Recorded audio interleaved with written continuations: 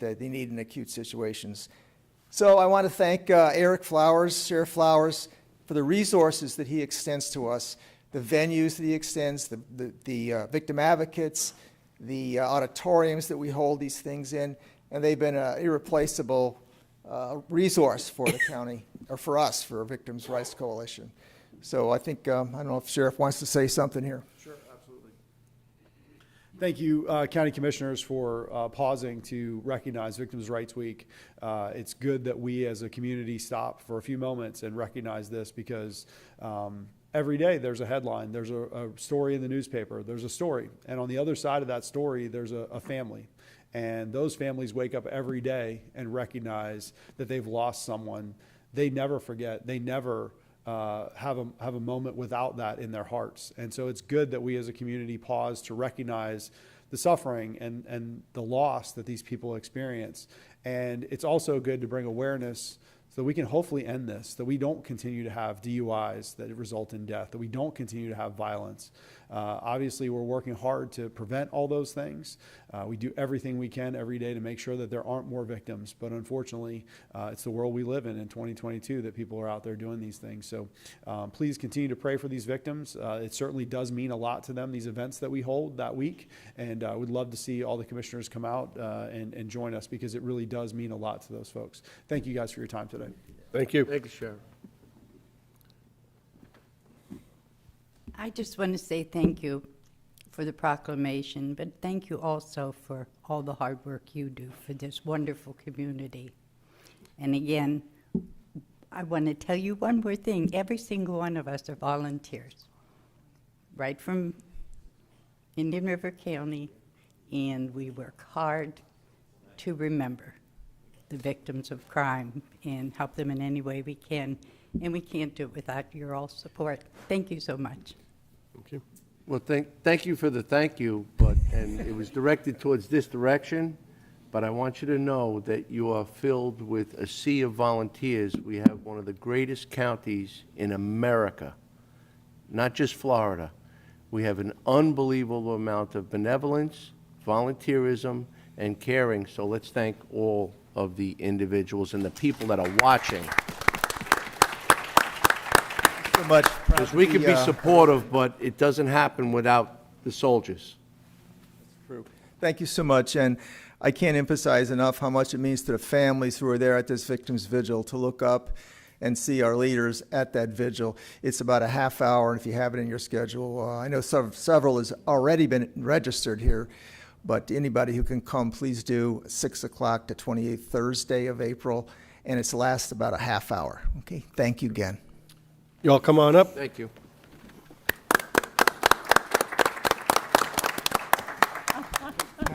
Thank you. Thanks for being here. Thank you for joining us. Sure. Thank you.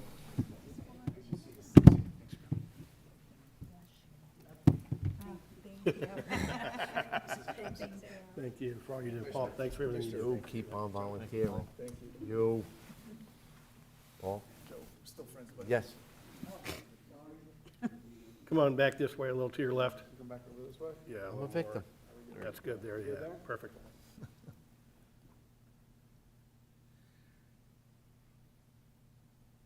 Great. Thank you. Thank you.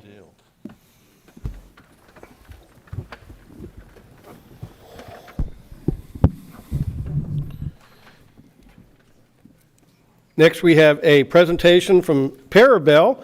I think Helene Castletine with the Chamber will introduce everybody and kick it off. So, Helene, why don't you and folks come on up. And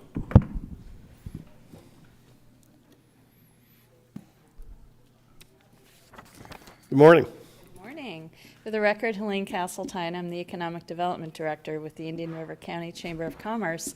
And we have some exciting things going on here in Indian River County, not the least of which you'll hear about in a moment from Frank Jimenez, who is the CEO of Parabel. They've got some great plans. I think you'll all be really excited to hear it. And with that, I'm just going to turn this over to Frank. And we also have Julie, who is their HR manager, with us today as well. So, yeah, I think you'll be really excited to hear what they have to say. Good morning. Welcome. Thank you. Good morning. Morning, Frank.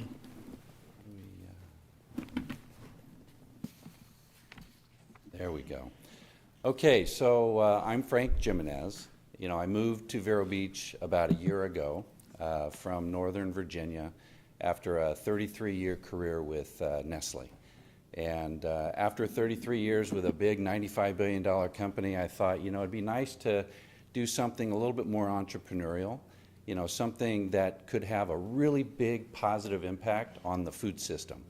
And so it led me down here to Vero Beach to be the CEO of a food tech startup. We're focused on plant-based ingredients. So we're supplying plant-based nutrition to large CPG companies. So what I want to share with you is our business. So we're a pre-revenue startup, but we're going to be commercializing this business in the next 3 months.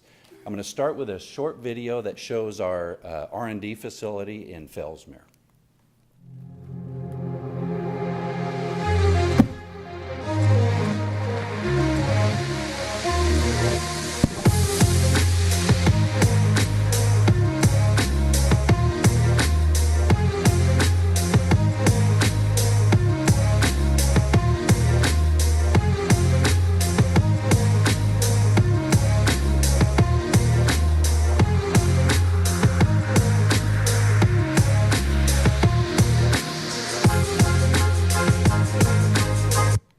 So what you saw from that video is that it's actually aquaculture.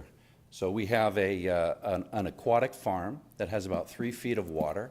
That facility in Fellsmere is about 70 acres, and we grow an aquatic plant on the surface of that facility. We're actually in the process of building a 600-acre facility in Vero Beach, right off of 60 and 154, where that'll be our first commercial scale facility.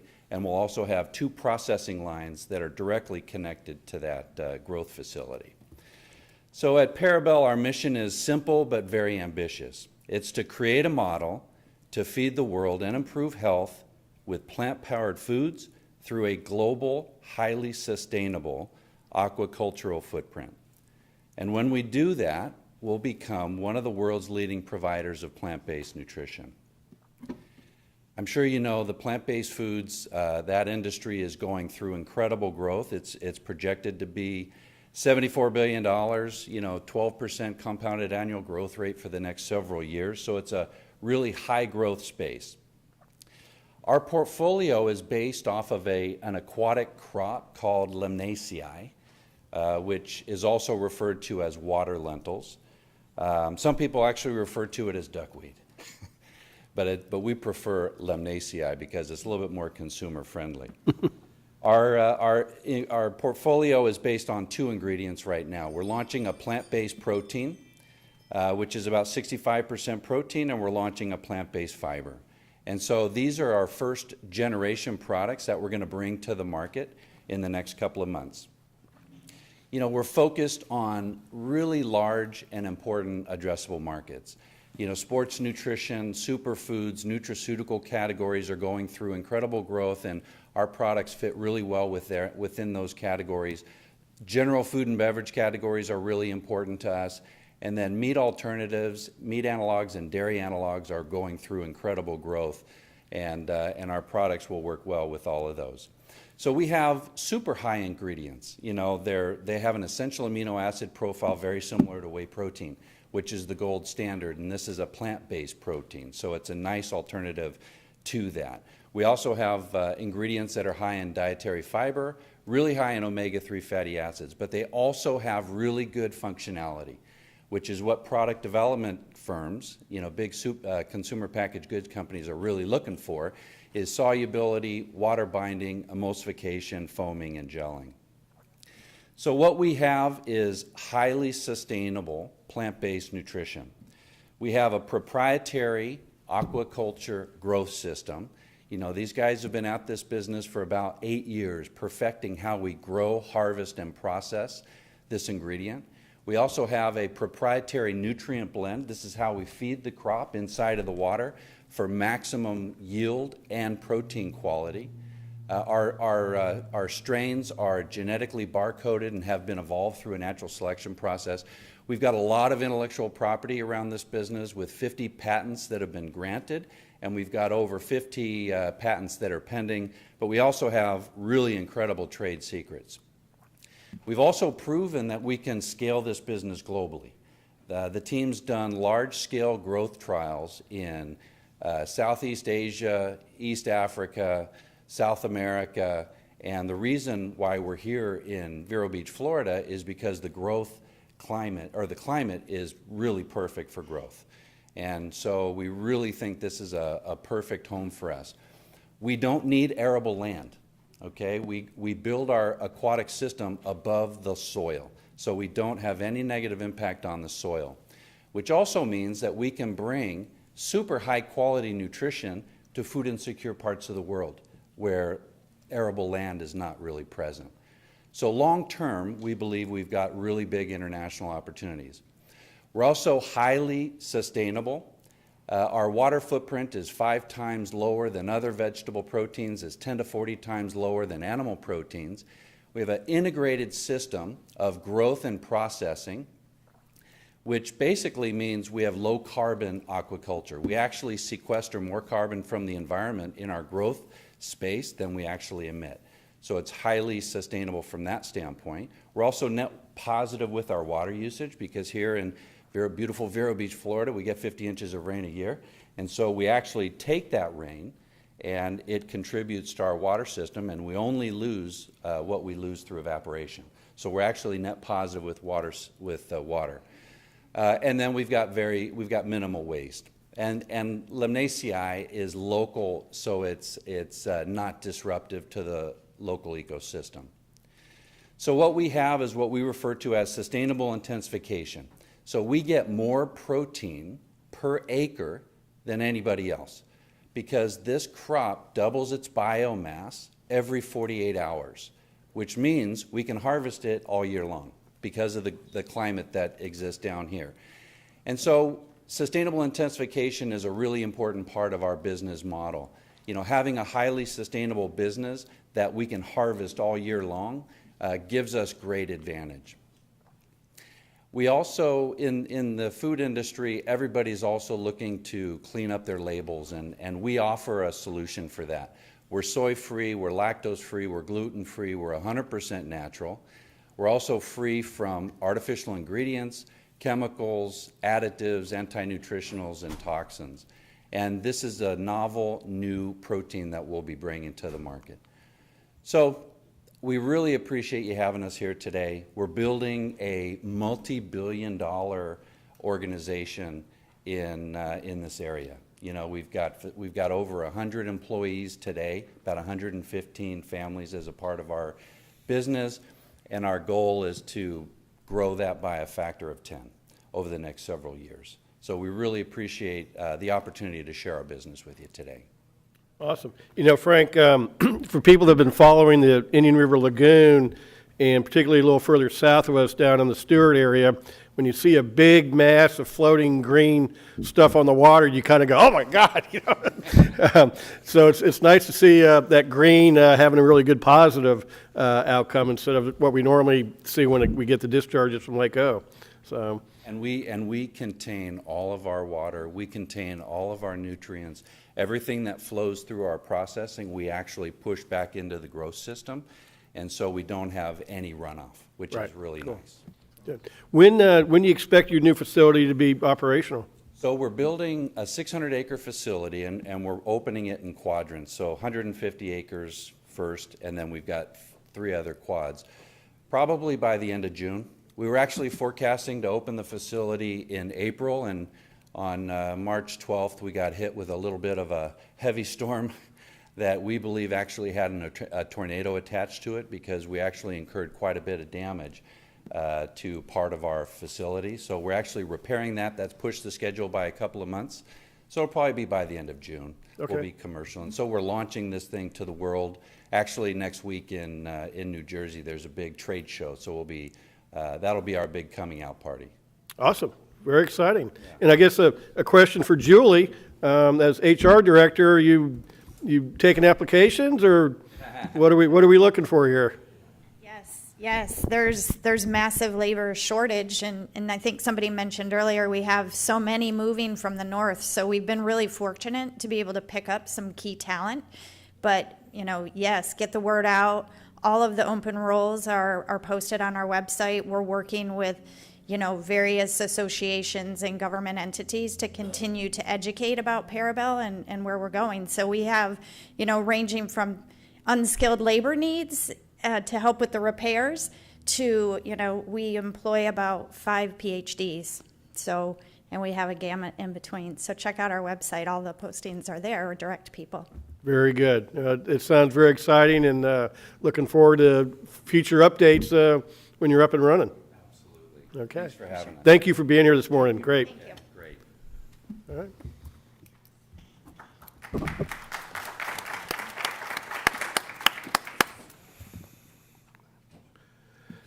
Next is a presentation by the No Petro Eco District on the update on design and development of the Renewable Natural Gas plant.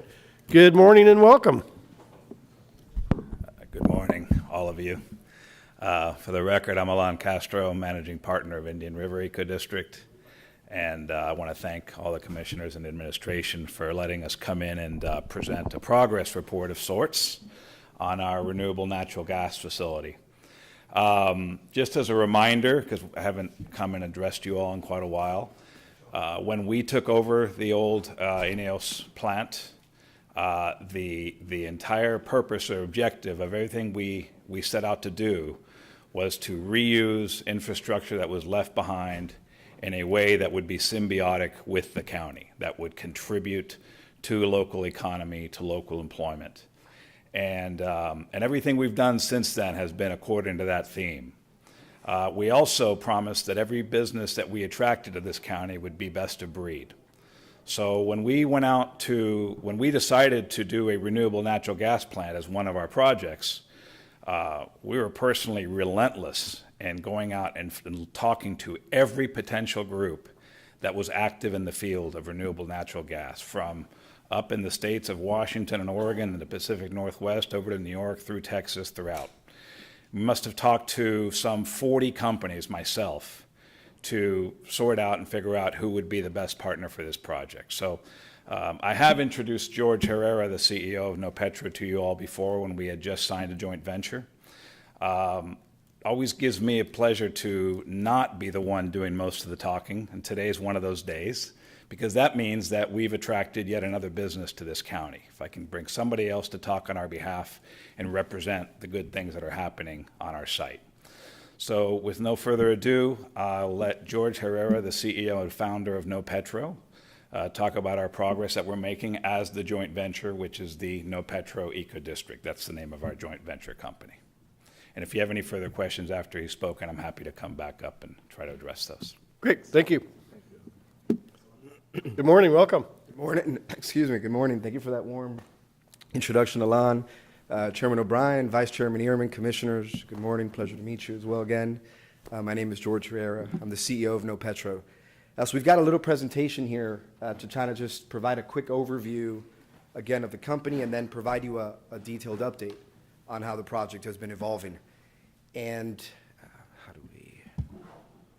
let's see. There we go. So again, just a little bit of background on the company. So I founded No Petro back in 2008. We've been operational now for, 13 years roughly.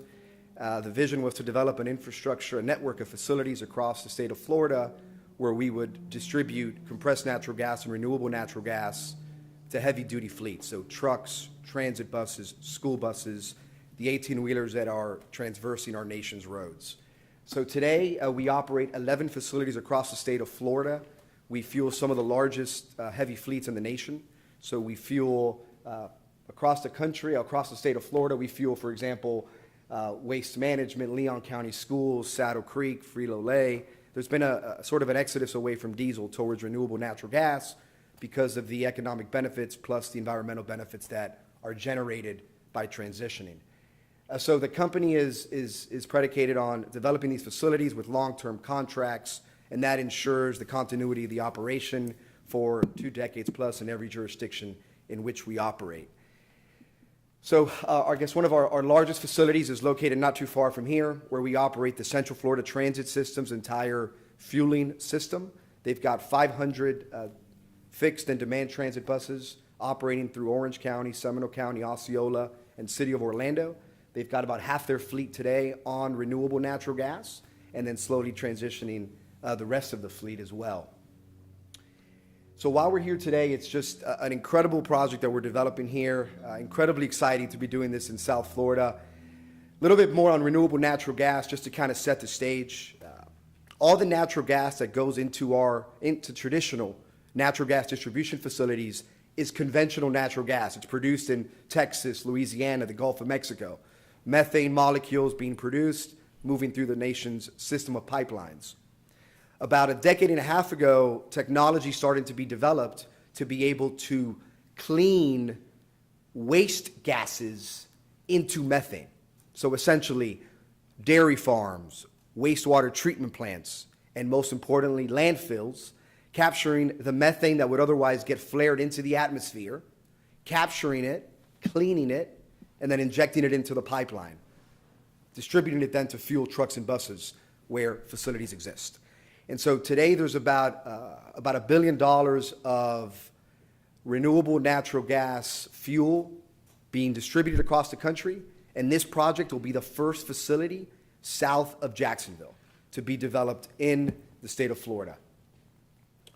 So a bit about renewable natural gas. Again, it's the cleanest fuel available. And so when you utilize renewable natural gas for any heavy-duty vehicle, you're effectively removing the CO2s that would otherwise be emitted into the atmosphere, create greenhouse gases, create global warming. You're effectively capturing that, preventing it from going into the atmosphere, and utilizing it now as an energy source, as a fuel. So that's what we're doing here. A bit about the Eco District, as you all know so very well. It's incredibly forward-thinking development, partnering with the Indian River Eco District, where they are utilizing a number of different assets and different investments that they've made to bring together companies, as you know, where each entity can benefit off essentially the Eco District's resources. So our facility, the South Florida's first renewable natural gas plant. So in Vero Beach, Florida here, we are developing a state-of-the-art renewable natural gas plant that will capture the flared landfill gas. We will pipe it to our parcel, which is on the Indian River Eco District, right, contiguously located. We will process that methane, as I'll show you here in a few moments, clean it, and then we will inject it into the pipeline and distribute it to our facilities across the state of Florida. So effectively, Indian River County's landfill gas will be used to fuel Central Florida's transit system. So it's pretty neat that you create that supply source. We're going to be producing about 3 million gallons of fuel a year, so it's meaningful. Essentially, for example, Central Florida Transit, they do about 6 million gallons of fuel a year. So we're literally going to be able to provide half of their fuel from right here in Indian River County. Quite a neat aspect. And then from an environmental perspective, couldn't be more ripe given Earth Day today and the proclamation. The project itself and the facility's capabilities will reduce CO2 emissions by 100,000 tons per year. So the effectively, by being able to capture that methane and then repurposing it for distribution to our heavy fleets, our customers, we're effectively avoiding having to use conventional natural gas. So as a consequence of that, 100,000 tons of CO2 are being eliminated from the atmosphere, all as a direct result of this project and of this county's commitment. As you know, the property at 68 acres, so it's incredibly well located next to the landfill. That minimizes the emissions requirement to bring the landfill gas to our site, so it couldn't work better. There's a lot of synergies also, as I'll get into here in a moment, in terms of ultimately building an RNG distribution facilities right off I-95. Again, to expand our existing network across the state of Florida, and we'll be able to distribute to the 18-wheelers, the Amazon fleets that fuel with us today. They'll be able to fuel here as well, ultimately, when we build out that site. So it works fantastic from a physical perspective, footprint. So a bit about the process. So the landfill gas comes in, it's about, and I hope I don't bore everybody here, but it's about 45% methane when it's coming out of the landfill, when it's getting flared into the sky. We'll basically get a straw for all intents and purposes, and then pump it right through the pipeline to our facility. Then once it gets to our facility, which is what you see there, it runs through an incredibly robust, sophisticated system of equipment where we're polishing it, we're cleaning it. So first, we're getting rid of the siloxanes, hydrogen sulfide. Then from there, it runs through a system of membranes. We'll remove CO2. which is one of the most difficult things. And then finally, we'll remove the nitrogen.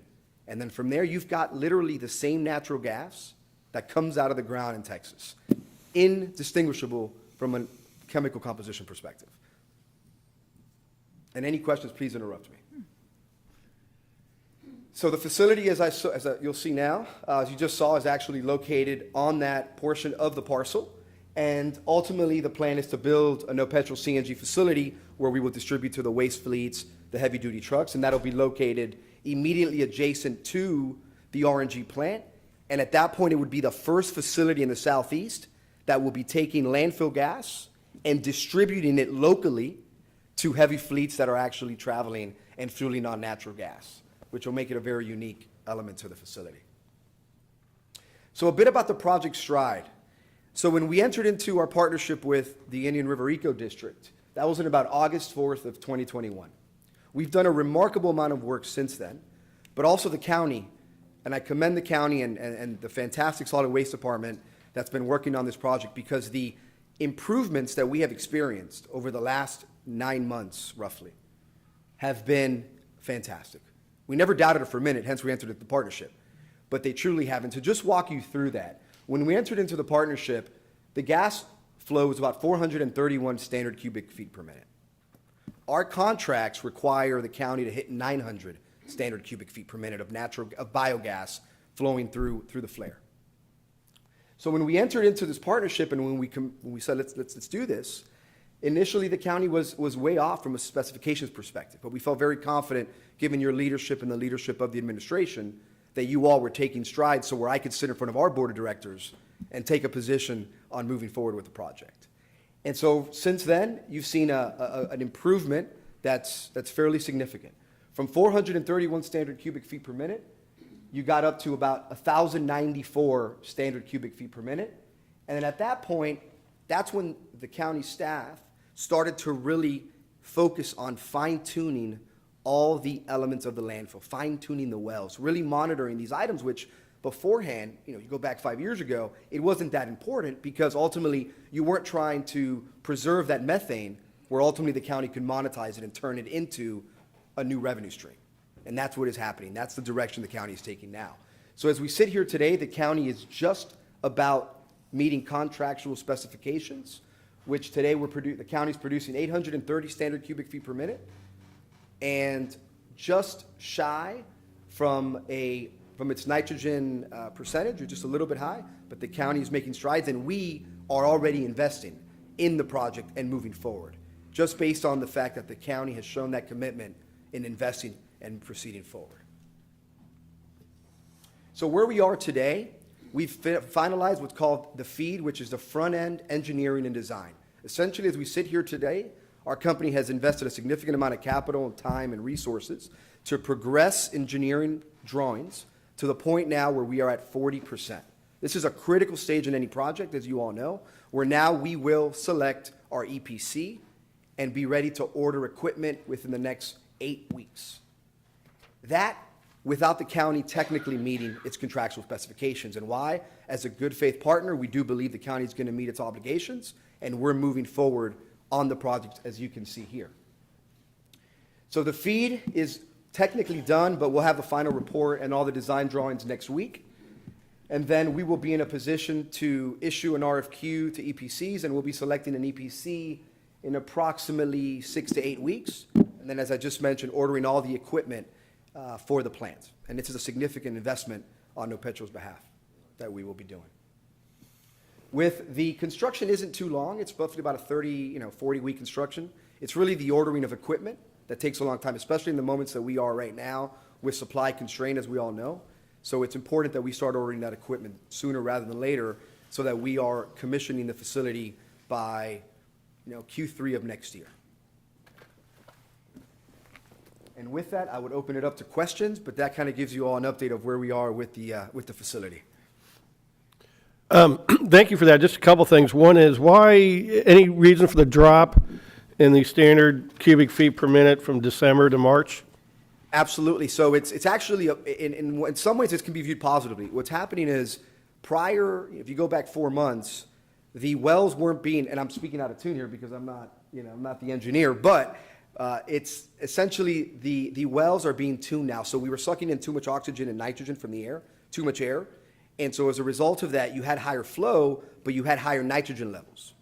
And what that means is, from an investment perspective, from an equipment perspective, it would require us to invest a considerable more amount of capital if the nitrogen levels aren't kept within that 8% contractual specification. And so in fine-tuning the wells, which is what's being done incredibly well right now, it's lowered the flow a little bit, but it's improved the quality of the gas in terms of the methane content, and it's starting to reduce that nitrogen level to where you are with contract specifications. And so in the schematic you showed, you do have some type of nitrogen scrubber in the plant, is that correct? That's exactly correct. It's Okay. a nitrogen, yeah, that's exactly correct. So what would be the difference between 8 or 10%? Would you have to get a different nitrogen scrubber, or what would? So, great question, Chairman O'Brien. So it's a larger system. So essentially, it's just a larger system. So if we design, we've always contemplated designing for 8%. If we design for, say, 12%, it's about an extra rough order of magnitude, $1.5 million of CapEx, anywhere from 1 to 2, I would say. And that's the decision point that now we're internally saying, well, maybe we just err on the side of caution. We approach the county and we just lower, we increase that spec to 10%, and we just figure out a way to make us whole somehow. So that's part of the consideration. Right, because my understanding, and I'm pretty much a novice of this, but what I've learned is once you're up and running, between not only your direct sales to the end users, but also the credits that are available out there, that you could be doing maybe up to a couple $1 million a month of revenue generation. So it would kind of be seeming it's only going to be another $1.5 million to be able to treat the nitrogen level where it is now, that, if you wait 2 months, you would have paid for it, right? Correct. So essentially, it's more a matter of ensuring all the equipment that you've designed and you've incorporated is there for that situation where the nitrogen goes beyond what technically would be limited in the contract, I should say. And so that's the type of decision point which we're making right now, is whether to make that additional investment and just err on the side of caution and have a larger sized unit than we technically need, but in order to be protected to that scenario, so that the facility, and the facility doesn't turn off, it just becomes less productive, if that makes sense. Okay. And then on the equipment, you're going to order in the next 8 weeks.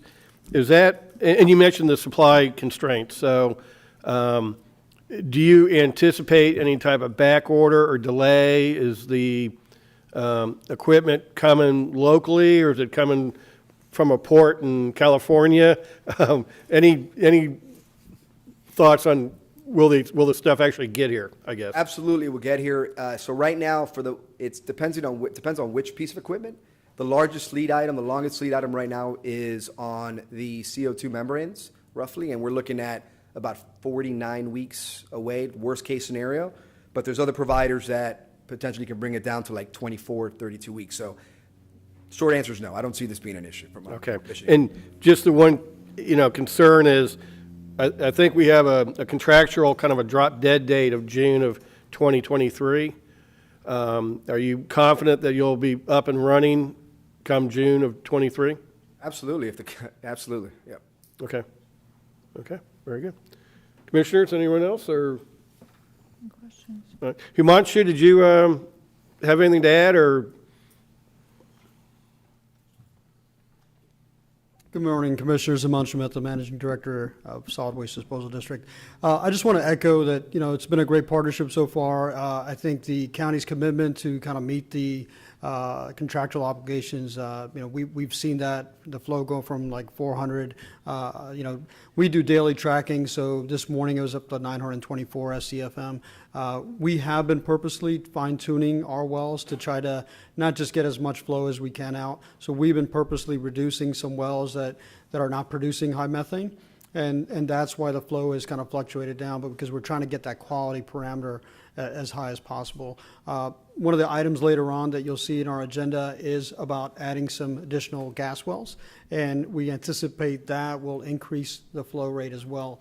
So The baseline is about 900, but we're looking to be over 1,100 SCFM Okay. Down the road. And are we still trucking the leachate out? Because I know that was a big problem earlier, right? Yes, but we've done really well where, you know, a lot of the concentrated leachate under the cap is what we were sending out to another facility. That volume is decreasing. So things are going well there. The other leachate project is going well in design and permitting as well. So. Okay. So, and just, you feel confident from the landfill operation point of view that we'll be able to meet the specs so that come June of '23, everything should synergize together and everything's up and running? I'm definitely confident on the flow and the methane concentrations. The nitrogen is one of the challenges that we are seeing. We've talked to another landfill, sort of northern Florida, where they use a lot of clay, and they've seen their nitrogen level as for a cover, clay for cover, and so they use a clay mulch mix compared to our clay dirt mix.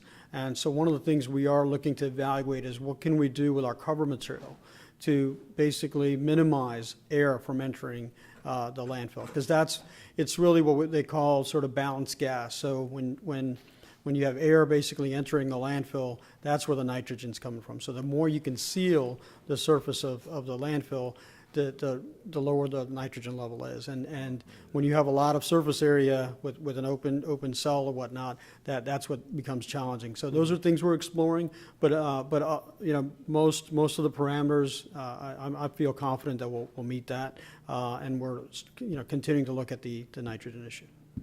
Very good. Thank you. Any commissioners, anything else? And the only other 2 points I would highlight is we're actually designing the facility for 1,600 standard cubic feet per minute.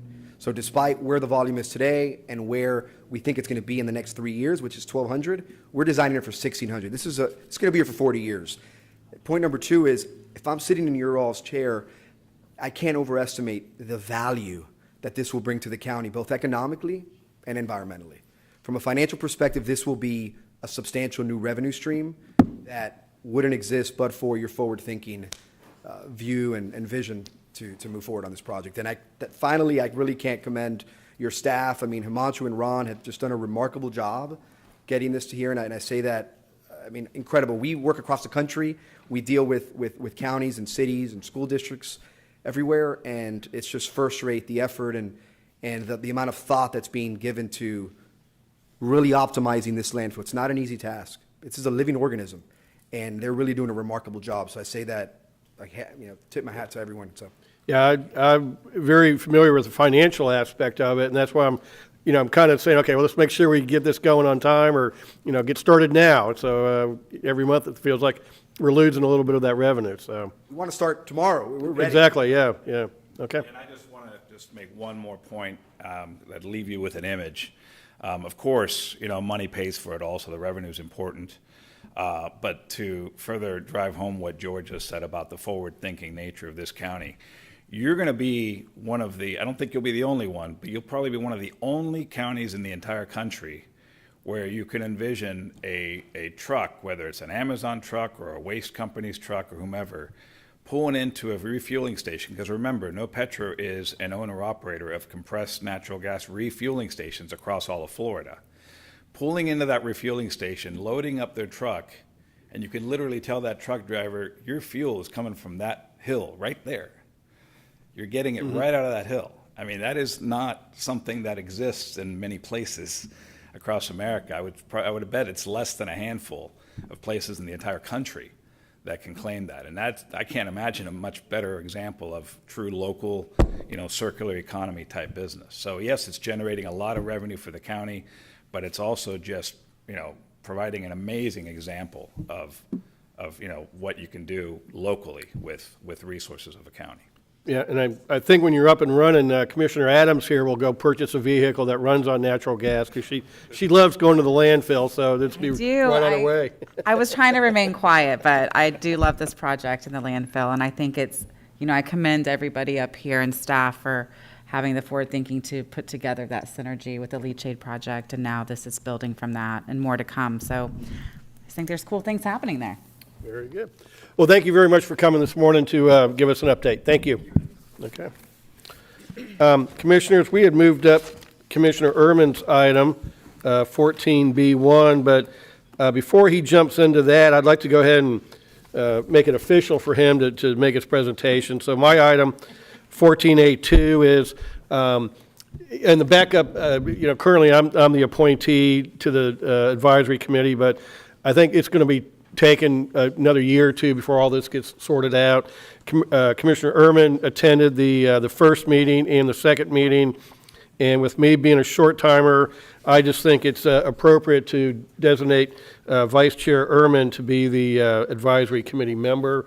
That'd be my recommendation to the board. So we have a motion. I'll second that from Commissioner Flesher.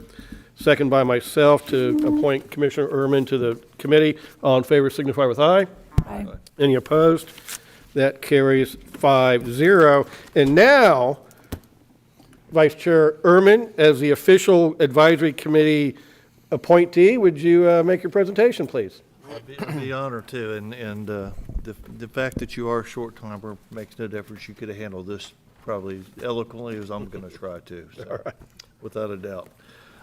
First thing I'd like to do before we move on to the presentation real quick is introduce Dr. Roniker, a medical examiner for the 19th District. She's here today, and I'm going to do my thing, and then she's going to speak a little bit more about this because, it's one of those things that people probably don't think about, how important it is in our lives and in the life of law enforcement and for people that are affected by a death to have some sort of closure and know what goes on. And so it's just one of those things that we have to have, and it probably doesn't get the recognition it deserves, other than there has been TV shows over the years, talking about medical examiners and all that sort of stuff, but I don't think they get the recognition that they deserve, and it's something very important to our community and to the 19th District that we make sure they have the tools they can to operate with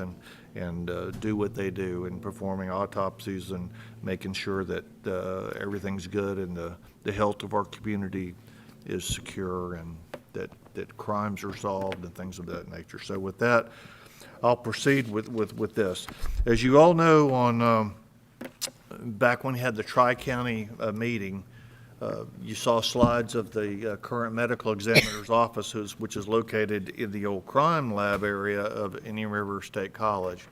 Well, due to the population growth of the four-county area and things of that nature, and the age of that facility, because the college just maintains the outside of the building itself and the offices for the medical examiner of the 19th District are not large enough. They're not big enough. They don't have the facilities.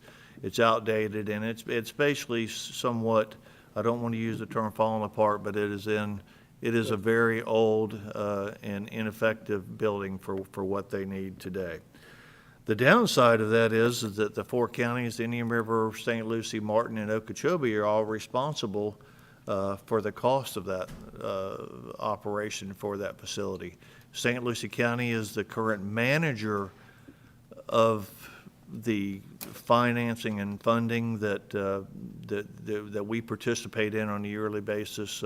We send them a check and they make payroll and they do things of that nature and pay the expenses and pay the bills for their medical examiner office building. But it's a four-county effort, and I'll show you a slide in just a minute of the percentages of what we do. But it's something that is, again, is very important and something that we have to don't have a lot of choice in of making sure that the medical examiner has a building. So with that, we need to, she's looking at building a new facility for the medical examiner's office. And with that, Kim, if you want to start the slides, I'll show what we're talking about.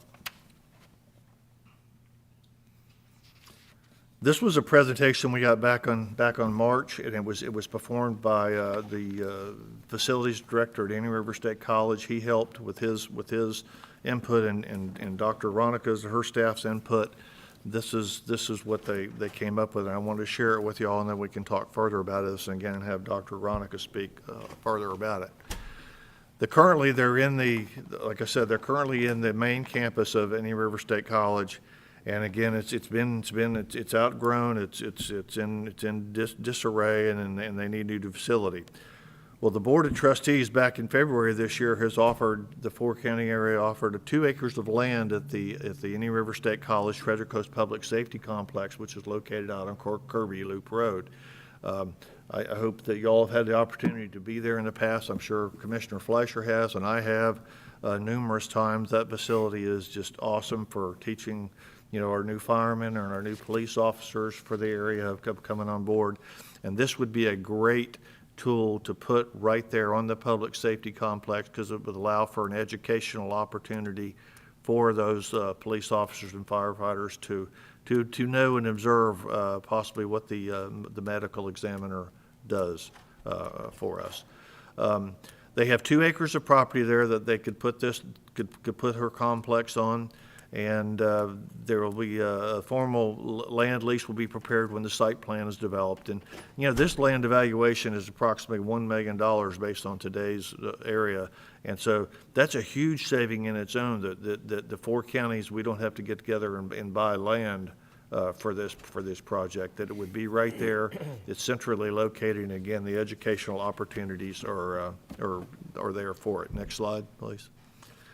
You can see this is the location where the proposed 2-acre site would be for the medical examiner's office. It's right there on the backside of Kirby Loop Road.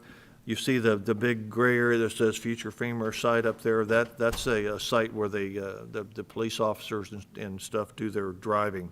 This site would allow for, if we have a mass casualty incident, for refrigerated trucks and stuff like that to be parked there in case we have something of that nature. And you can see it's right next to the rest of the facility, so it'd be easy access for the students and what have you to use for that. But if you're familiar with that site, you'll know exactly where it is, and it is a great location, and it's money. It's basically land given to the 4 counties by the Board of Directors of Indian River State College. The next slide. These are some of the minimum building requirements that need to be done, such as autopsy stations, decomp storage, viewing area, family room. Some of it Dr. Ronica would have to explain to you what they're for. I'm certainly not a doctor of that. So, but the total space requirements, based on preliminary plans that they've had, that was presented to the board, that again is headed by Senator Gail Harrell from the Martin County area. It was about 16,000 square feet. The current building she's in is 9,000 square feet, and it may even need to be bigger based on the plans, but that is up to the designer, when we get to the designer architect phase, to come up with what's needed with that. So you can see some of the things that are there. Next slide, Kim. This is the county cost share calculation based on the 2021 activity. You can read it for yourself, such as autopsies in each county, what was performed, deaths in each county, things of that nature. This is the formula that would base the percentage on what the cost share is for each county to share in the expense of possibly building this new facility for the 19th District Medical Examiner. You can see Indian River County's share would basically be 25%, almost 25%, 24.36%. Martin, a little bit less. Okeechobee, less than that. And St. Lucie County has the lion's share. And the fact that this facility is located in St. Lucie County, and St. Lucie County has the lion's share, and they currently pay the expenses. It was the committee's recommendation that St. Lucie County obviously be the lead in gathering all the information. Hiring the architect for the design and phase process, things of that nature, being responsible for, and I'll get to this a little bit later in just a few minutes, applying to the state for grant money for this, such as we do every year, such as we just did with Exora Park, and we do with our wastewater treatment plants and stuff like that. St. Lucie County would be the lead in this because it is located within their county. Their building department would handle everything, et cetera, et cetera. Basically, we just I hate to say it, but they just let us know how much we owe. So, which I know Jason loves to hear that, but that's kind of where it's at with this. So let's go to the next slide. And this was I found interesting. This was a comparable building that was built in Cobb County, Georgia, that Dr. Aronica and her staff looked. It was a 2019 design. It's 17,000 square feet, very similar. You can go to the next slide. It's hard to see probably on this. I think one more. We went back when you go to the next one.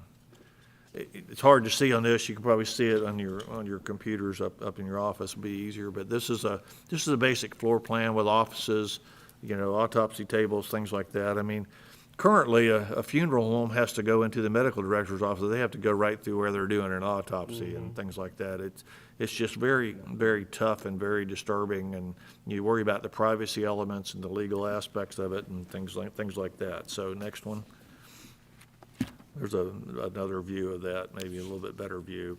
And again, I don't want y'all to strain your eyes looking at that, but that's kind of where we're at with this. So the next slide.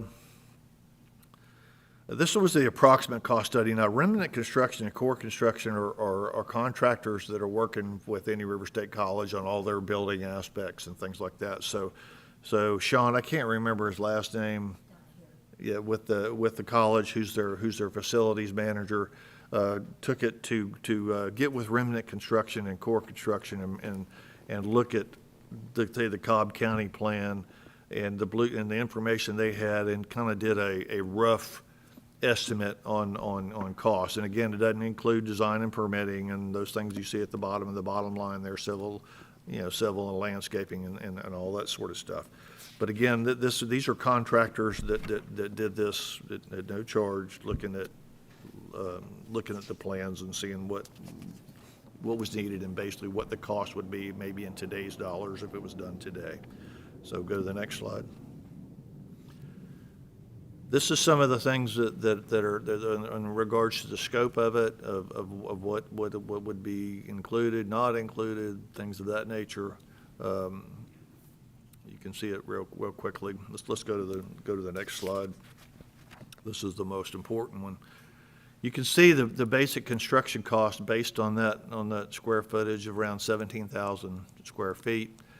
I'm not going to go through each number, but you can see at the bottom, the construction cost $10,508,000, and then you add all the other stuff in it, the other project cost. It comes to right now about, they estimated, and again, the college contractors estimated this to about $16,279,446. So some folks put the cost estimate. The assistant county administrator in Martin County said it's more likely to be $20 million.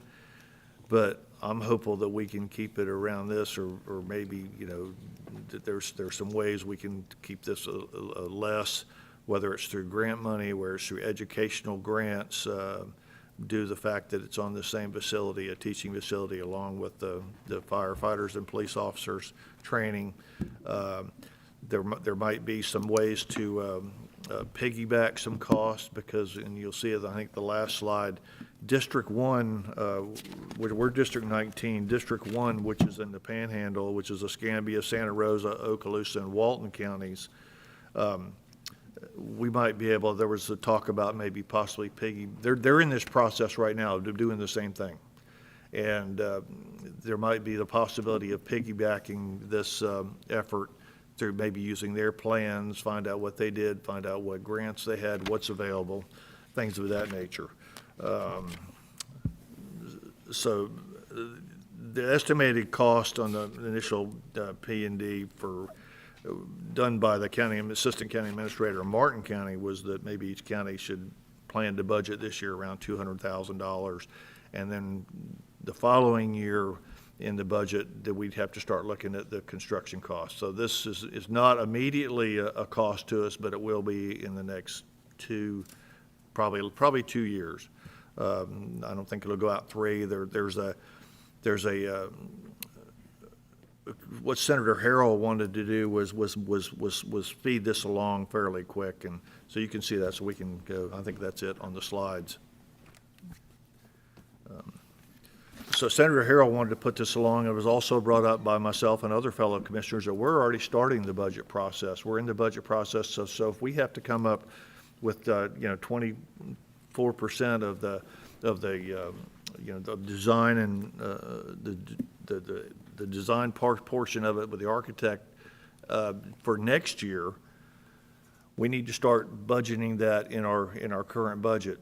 And Senator Harrell would like a resolution, and that's where I would like us to go, to have the county attorney draft a resolution that we're in support of this, so she can have it, so when it comes time to present the PD&E portion of this to the state to get grant money, it'll be a resolution from each county, and that she can hopefully looking to get at least half the money for whatever the PD&E might be. And in order to do that, she wants a resolution from each county.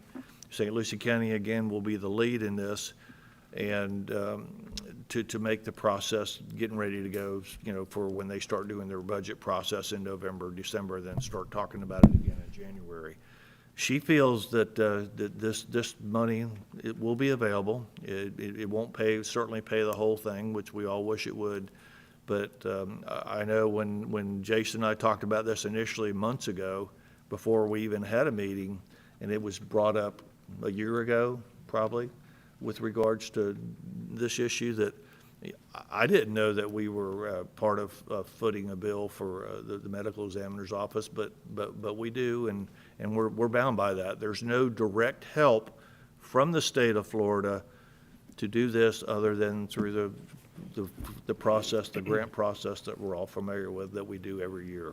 And again, it's only a portion of that.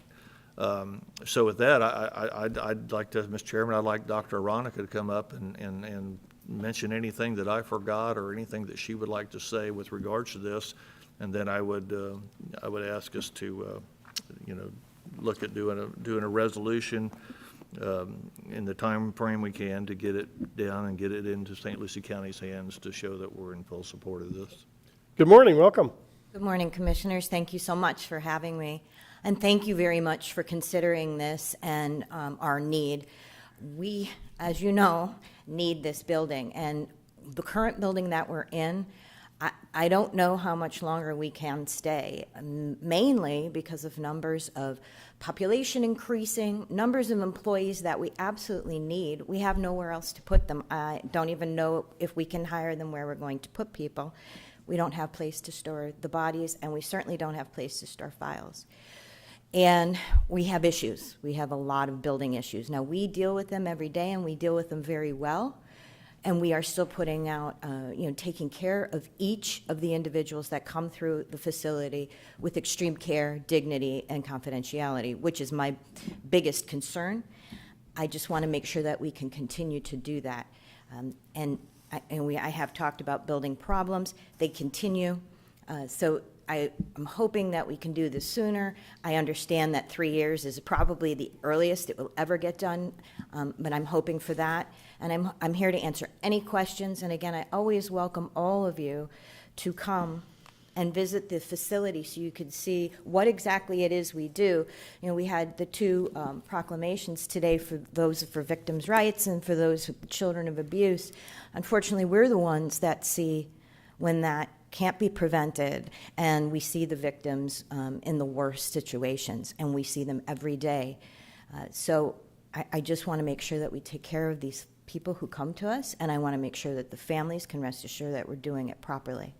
Thank you. Very good. Commissioners, any questions? Commissioner Fletcher? Thank you, Doctor. And again, Commissioner Airman brought up something about that there was not an awareness of our obligation, and yes, that was brought up at the time in which we met Dr. Aronica, and so many other doctors who wanted to call this their home. And we're very blessed having had the occasion to have Dr. Aronica here. I do want to note, having been on that committee with the Honorable Bruce Colton in the selection process with many esteemed colleagues that were quite knowledgeable of the arena that you were wishing to engage in, You were one of the very few that brought up there was the word deplorable used at one point about the conditions, the wall sweating, and the types of matriculation that was happening as you were standing in the building. So, again, I want to thank you and commend you, and we're very fortunate to have you, and you deserve to have a facility that is also victim-friendly. When families come in, that's not, I see a few other individuals that are in the audience who have had the occasion to be there, and it's very difficult when you have a family member and you're walking through the environment that nobody wants to be at, except for you. That's your I job. want to take care of them, and that, I feel, is my calling, and what I was put here on this earth to do is to take care of folks in this situation. Well, we're very blessed to not only have you, but also to have Dr. Moore, who's very supportive and wanting this to be expanded and supported, and now we need a few counties to be supporting. Looking at those numbers, I believe that they, having had to review the numbers of demand for each county as we were going through the interview process, that they are fair, accurate, and there's no huge ask for those who cannot or will not be able to use the facility. Granted, yes, it is in St. Lucie. Yes, there is more of a demand in St. Lucie. That has nothing to do with the element of crime or loss or any of that nature. It's just a different environment and larger population. So with that in mind, I think those numbers are fair, and I think they're very supportable, and we have to move forward. And yes, 3 years can be a long time if you're working there. I would even suggest inviting some of the commissioners that may have not had the great opportunity and luxury of being inside of the facility, the current facility, to grow a better appreciation for it. Absolutely.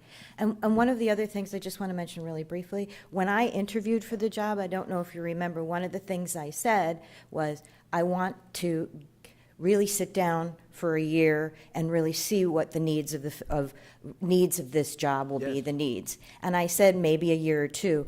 As of May 1st, I will have been here 2 years. So I was true to my word on that as well. Yes, you are, Doctor, and even more so when that topic was brought up, perhaps maybe not at the time we spent with you or with another doctor, the immediate pointing was, well, that's in your facility, and we knew we were going to have to come back to our commissions and bring that forward. It's being brought forward now, and let's hope it's expeditious in funding. Commissioner Adams. Thank you. Just a quick question. I don't know if this is for Commissioner Ehrman or whom, but so at the end of the day, our county obligation for the new facility right now is estimated to be $5 million. But based on the current formula right now, yeah, at the end, when all things are said and done, yeah, it would be $5 million. And the time frame for us to come up with that $5 million or to allocate it is the next 3 years? I would say, I mean, I don't do building and facilities. Maybe Rich or Jason can enlighten how long they think this process will go. It seems like the committee felt it was about 3 years by the time we get everything done. That seems about right, about 3 years to get to construction, yeah. And do you anticipate we having to pay that full $5 million, or how successful is cost share and that kind of thing? So great question. I'd like to explore other funding opportunities to help out with this. Senator Harrell has been helpful with the with her committee. I think the position is that it's not a state responsibility, if you will. However, I think this makes it's a great regional impact that we should be hopefully we should be able to succeed between us and Martin, St. Lucie, and Okeechobee County in potentially receiving some legislative appropriations. I know when we first met when I met with Dr. Ronica and the other 3 county administrators, and Dr. Moore from IRSC was there, he had mentioned that the college may have some opportunities for funding as well. I'd like to continue pursuing that because he seems to be very strong at getting funding. As everybody knows, I think they got like $47 million from the former Miss Bezos. I can't say Miss Scott now, I think. And I think there's some potential educational opportunities there, so we'd like to pursue offsetting those costs as far as getting some help from the state or some federal resources as well. So we will pursue that, and I will work with my colleagues to try to pursue that. And my hope is that Senator Harrell is requesting these resolutions. I'm hoping that's for the potential to have a state appropriation, hopefully supported by Senator Harrell and obviously any of the other legislators in the area. Okay. Yeah, because my concern is, and I appreciate you going after additional funding sources, my concern is while $5 million doesn't sound like a lot of money, that's going to be on top of everything else that we're trying to do with our budgets in the next several years. So we would definitely need to start taking that into consideration before year 3 on how we're going to try to stash that away for something like this.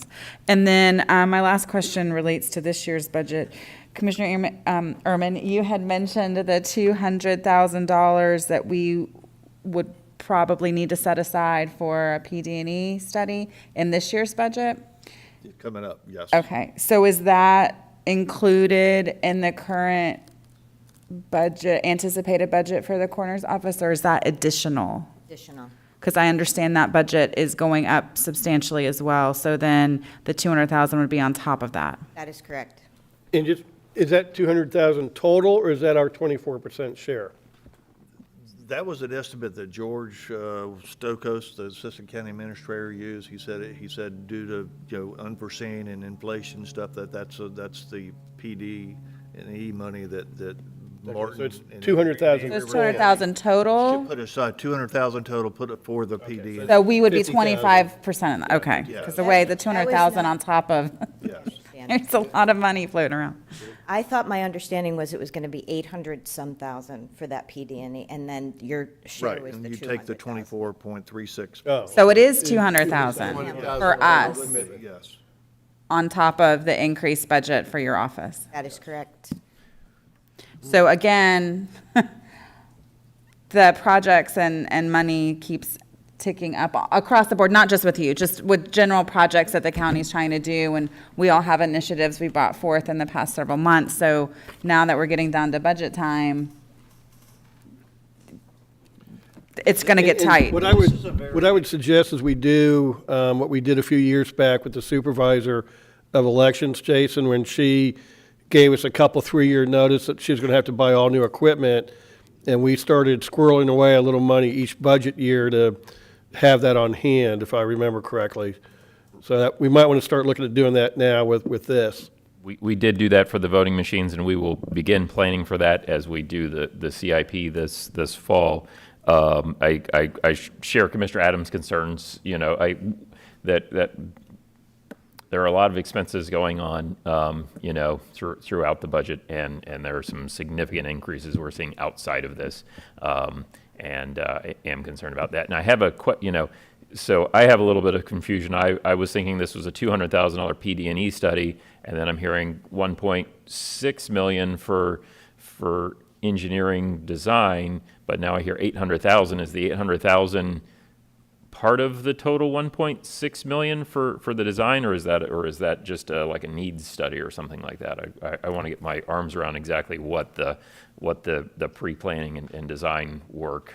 The reason for the different numbers, I believe, is that there were different people providing those. But when Sean Donahue had come and met with me personally, he was talking around the $800,000 for the PD&E study, approximately. Now, then I do remember there were other numbers that were, the 1.6. But I think that they were looking for that first just to start the PD&E, just to get the project started, since we now have the land, since the land has been appropriated. So the next thing was to then do this PD&E study for this plot of land. Right, and St. Lucie County's they'll take the lead on this, so the PD&E study's based on the estimated cost of the project, normally 10%, am I correct, Jason, saying that on this kind of stuff? That's a good rule of thumb, yeah. Yeah, on that. So St. Lucie County is the lead on this, that will, whether it's in the committee or the county administrator and there, we'll get with Jason and give us the information back on this, of what it would be. That 200,000, my understanding was the percentage that the assistant county administrator from Martin County that was there came up with in his formula. I think I have that sheet. I don't think it's in this backup, but I can certainly get it for you. Mr. Chair. Commissioner Moss. Thank you. Thank you to Commissioner Urban for undertaking this task. I have a question with regard to, our financial responsibility. Is this defined anywhere in Florida statute, who the responsible parties are? Do we have partners in this? For example, the sheriff departments, perhaps, in these different counties? Is it stated anywhere whom the partners might be in terms of the financial? Commissioner Moss, under Section 406.08 Florida Statute, subsection 5, it says that autopsy and laboratory facilities utilized by the district medical examiner or his or her associates may be provided on a permanent or contractual basis by the counties within the district. So that's really where the genesis of our obligation comes from. Okay, so we don't have any partners per se? The other counties, obviously. Right, other than counties. That's how the statute reads. Okay, thank you. I appreciate that. Is there any way to have a better idea of what the funding sources might be in terms of grants? I'm not aware of the grants. These are the things that the senators were looking into. Now, as far as grants for us, for our building, we did just obtain a grant for name accreditation in an amount of about $115,000. So that was through, I think, NIJ, and that was for us to be able to get name accreditation. So we're going to be getting things like a new lift and new trays and things like that. As far as grants that they were looking at to get these monies, that was more what the senator was discussing, with the counties going and looking at these particular grants. Right. Each county can participate in looking at the grant, but St. Lucie County would be the one to apply for the grant. They would be the formal applicant for the grant. Believe me, this is I appreciate Commissioner O'Brien hitting us up, but this is not something that I'm it's something we have to do, but I'm kind of like you, Commissioner Adams. I mean, it's money that we've got to come up with, and I'm not real happy about it, but it's almost like we don't have a choice. So I think what I heard from each other, the commissioners and representatives from each county, was that we are going to try to go after everything possible. Senator Harrell was very hopeful, was like, say, on the P&D, that we go after half the total PD&E money. So half, so that maybe, those things like that would cut our costs.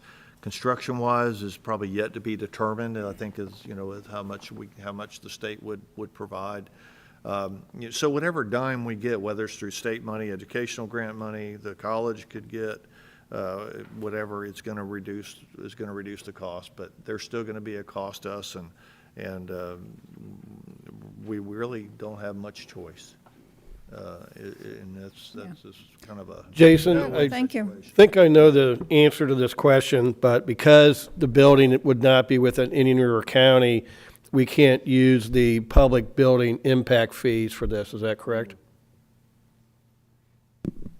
I wouldn't believe so. We can't spend our recreation impact fees in the cities because we only collect those in the unincorporated areas, and it'd be a legal determination at the end of the day. So, and those aren't that wasn't contemplated in our public building impact fee. I'm hopeful we could use our infrastructure sales tax, but I'll have to make sure that the attorney's office and maybe that's something we could see well. if we can get a legislative fix then for a public building that we're required to pay into, could we not use our impact fees for that, even though it's out of the county? I would hope that our legislative team could maybe come up with some kind of amendment to the law that would allow us in that particular case.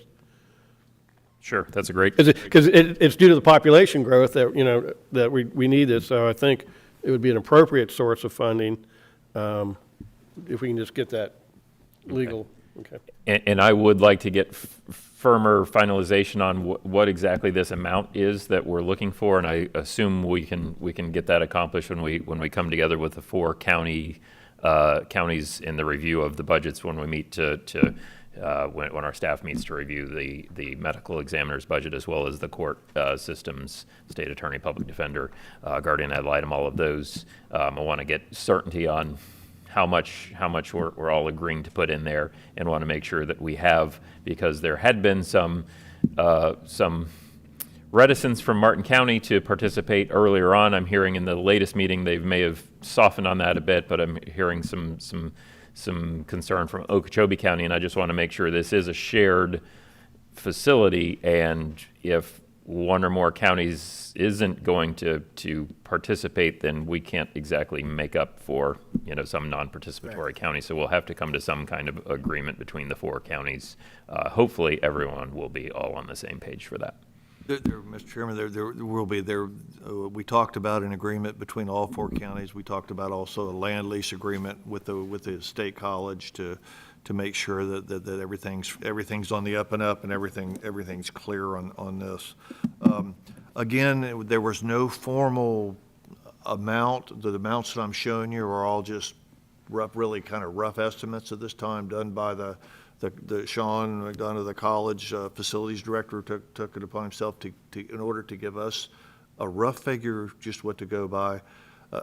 Again, it's going to start off in this coming budget year to hopefully have each county allow for the money for the PD&E portion of it. And Senator Harrell, what she needs now is what she would like now is just a resolution for each county to say that you know, we will participate in this, and we will do whatever we need to do for the medical examiner to build a new facility, something of that nature. And I would defer to the county attorney to come up with that for a resolution. So really all we need, that's all we need to start the process today, is to have him draft a resolution to give to Senator Harrell. Money-wise, exact cost-wise, we're not there yet. It's just the knowing that this is something that has to be done, and somehow we're going to have to find a way to pay for it. And I hate to be in that situation and bring that situation to the 4 of y'all and to the county administrator, but I don't know. Yeah, that's the last time I put you on a committee. Options here, Mr. Chairman. So my motion would be to have the county administrator draft a resolution of participation for the 19th Judicial Circuit Medical Examiner's Facility for Senator Harrell. We have a motion by Vice Chair Ehrman and second by Commissioner Flesher. Any discussion? Mr. Chair, would it be possible, this is a question for our county attorney, would it be possible to state in the resolution that we are participating with the other counties? Because otherwise we're kind of, I guess, it's Florida statute on the one hand, and on the other hand, other counties might opt out. Is that what we're saying? So my goal in the resolution, Commissioner, is actually to reach out to my counterparts in Martin County, Okeechobee, and St. Lucie County, make sure we're kind of all singing from the same sheet. Mm-hmm. So certainly be happy to include that we're all going to be in this together, and would hope that the state would be willing to support us. Obviously, we'll reach out with Senator Harrell's office as well to make sure we're producing something that's helpful and beneficial for her to present. So what I plan to do is coordinate with all those parties and then bring something back to this board. That sounds wonderful. Thank you. As Commissioner Flesher? Of encouragement, during the previous discussions when we were all together and when the topic was brought up, there was an overall willingness, yes, with concern that it would have to meet before the respective boards, but there was an overall willingness, maybe perhaps not with the newest arrival on It's no longer a tri-county obligation, a quad-county obligation as far as Okeechobee, but there was most certainly very supportive discussion about we will have to visit this and we will have to go forward with the understanding that there would be hope for granting opportunities. And I think that we are very fortunate to have had Senator Harrell step up to the plate, want this organized, and I believe that her name, her commitment on this is going to yield great benefit. And I believe that the commitment is only our fair share with the respective demand upon the medical examiner's office. But it's definitely well needed. So we have a Painful, but motion in a second. Is there anyone from the public wishes to comment? Seeing none, all in favor signify with aye. Aye. Any opposed? That carries 5-0. Doctor, thank you for spending most of the morning here with us. Thank you so much. Thank you. Jason? And Mr. Chair, I thank Senator Harrell for leading this up and heading this up, but we'll probably want to send that to Representative McGraw, Senator Mayfield as well. So just assume we'll do that once it's complete. And we'll bring it back to the board. Right. Yeah, absolutely. And then I think that since the city of Sebastian is our largest populated city, we could probably send them the bill for most of this too. I think we have a representative over there who can. We'd like to acknowledge that we do have Sebastian Council Member Bob McPartland here with us this morning. Welcome, Council Member. Commissioners, we're past our normal break time, but I would like to get past the consent agenda so we can cut a lot of staff loose. So if anybody doesn't have a complaint, we'll go ahead and move. So we have the minutes of February 1st and February 8th. Mr. Chair, move approval of February 1st and February 8th minutes. We have motion, Commissioner Flesher, second Commissioner Adams. All in favor signify with aye. Aye. Any opposed? That carries 5-0. Informational items, real quick, the event calendar is out. We have Denim and Diamonds, the big fundraiser for the Veterans Council at the fairgrounds on April 9th. We have a residential paper shredding event on April 9th as well. That's on US 1 from 8 to 1. Extravaganzas by our rec department at Gifford Youth Achievement Center, Fran B. Adams Park, and the IG Center for April 11th, 12th, and 14th. Check the dates for that. And near and dear to my heart is the Nautical Flea Market, April 30th to May 1st at the fairgrounds, which is also the same weekend, as we heard earlier, of the Vero Beach Air Show and the Blue Angels. And they'll be flying low, flying fast, and flying loud. So that takes care of the event consent agenda. Commissioners, anybody wish to remove anything? Hearing none, is there anyone from the audience that would like a consent agenda item moved for further discussion? Seeing none? Mr. Chair, move approval. We have a motion by Commissioner Flesher, second by Commissioner Adams. All in favor signify with aye. Aye. Any opposed? That motion carries 5-0. We're going to take a 10-minute break, be back here at 11:05. Thank you all for getting.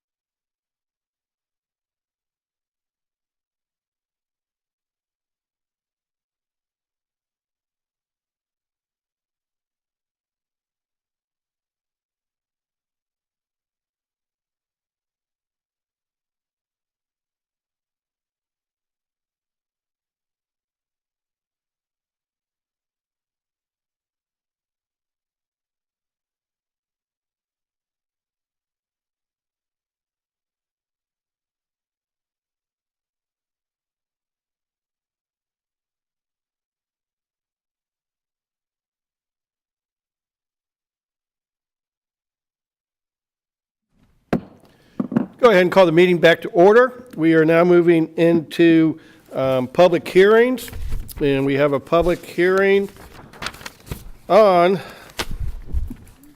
an adoption hearing of the county-initiated request to amend the text of the county's comprehensive land plan to add a new Chapter 13 property rights element. This is legislative in nature, and we are going to begin with Mr. John Stoll, our Chief of Long Range Planning. Good morning and welcome, John. Good morning. Thank you for the introduction. Yes, for the record, John Stoll, Long Range Planning Chief, Indian River County. We're here today to discuss a county-initiated comprehensive plan text amendment. And I'll see if I can get, there we go.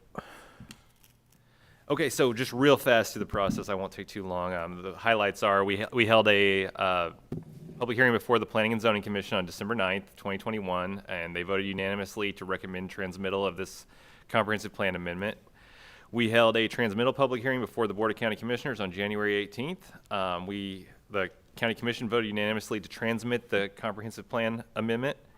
The application was transmitted to state and regional review agencies. No comments were received, so we're back here for our adoption public hearing. And should this move forward, it will be transmitted to state and regional review agencies one last time. So, as we mentioned, this is a county-initiated request to create a new Chapter 13 called the Property Rights Element, which will include goals, policies, and objectives. So this is a result of a requirement by the state to have all local governments adopt a property rights element in their comprehensive plan. It also limits our ability to adopt any other comprehensive plan amendments if we do not adopt this. We've gone over this before. This is the actual text of Chapter 13 of the property rights element. We're following the state recommendations to a T. I can go over these in detail if you'd like, but I'll just go ahead and put them up on the screen for now. It's very short. I think you can skip over them. Well, all right, sounds good. And we evaluate this for consistency with our comprehensive plan, the most important element being policy 14.3, which requires that one of the four criteria be met. In this case, we have a substantial change in circumstances, and that change in circumstances is a requirement by the state of Florida to adopt this property rights element. The staff's recommendation is that, and the Planning and Zoning Commission recommend that the Board of County Commissioners approve the proposed comprehensive plan text amendment. And that concludes my presentation. Thank you. John, just to clarify and make sure, this is a state requirement and that we also used the state model language for this amendment. That is correct. Okay, thank you. Commissioners, any comments of staff? Mr. Chairman, I think we just witnessed another thing, two things in a row that the state requires us to do. Yep. So, but with this, I'll make. I just need to open the public hearing first, For Commissioner. staff recommendation. Go ahead and open the public hearing. Is there anyone from the public that wishes to comment on this? Two podiums. Yep, y'all take turns coming up. Okay. Close the public hearing. We have a motion by Vice Chair Ehrman to adopt the amendment. Is there a second? Second. Second by Commissioner Flesher. Any discussion on the motion? Seeing none, all in favor signify with aye. Aye. Any opposed? That carries 5-0. Thank you, John. Thank you, Phil. Moving to public notice items, Mr. Reingold, would you do the honors, please? Sure. We have a notice of a public hearing, which will be scheduled for Tuesday, April 12th, 2022. This will be for an ordinance amending Section 312.11 of the Code of Indian River County. This is the section concerning performance security. Again, public hearing on an ordinance scheduled for April 12th, 2022. And with that, I turn it back over to the chair. Thank you, Dylan. We now move to county administrator items.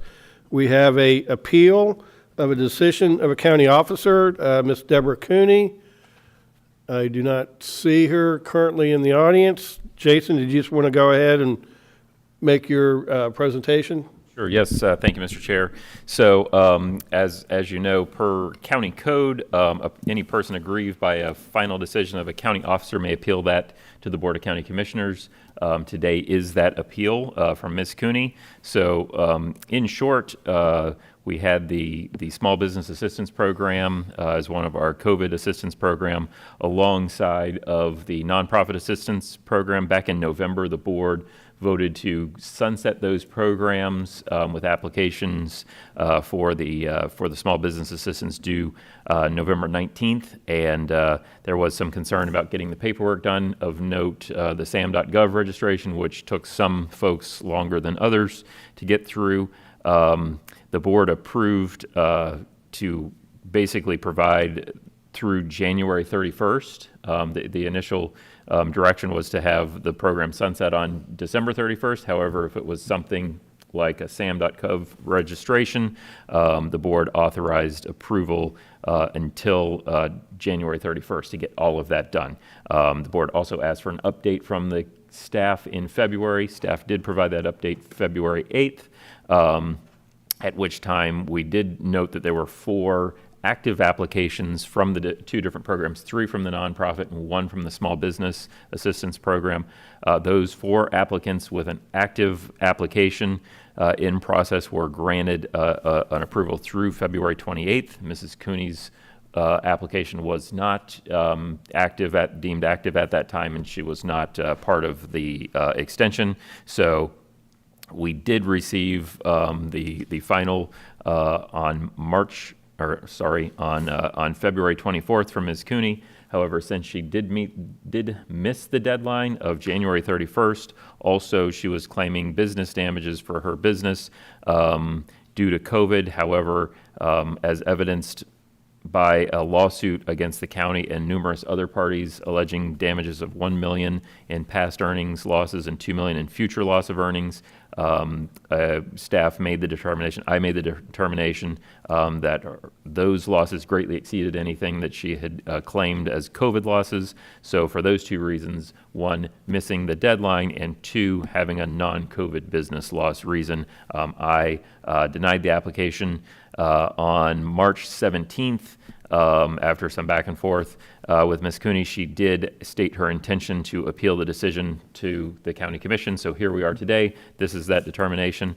Staff recommends that the Board of County Commissioners find that Ms. Cooney's application does not qualify for the Small Business Recovery Grant Program based upon the information presented here, and deny the appeal by Ms. Cooney. And yeah, I do not see her here, but she was notified. We did email back and forth, and she was made aware that today was the day for the appeal to be heard. So I would recommend that you deny the appeal. So with that, I'll stop talking and I'll answer any questions. Thank you, Jason. Commissioners, any questions of staff? Mr. Commissioner Chair, Moss. this is for our county attorney. Since an appeal was filed and the person's not here, are there any legalities involved in that?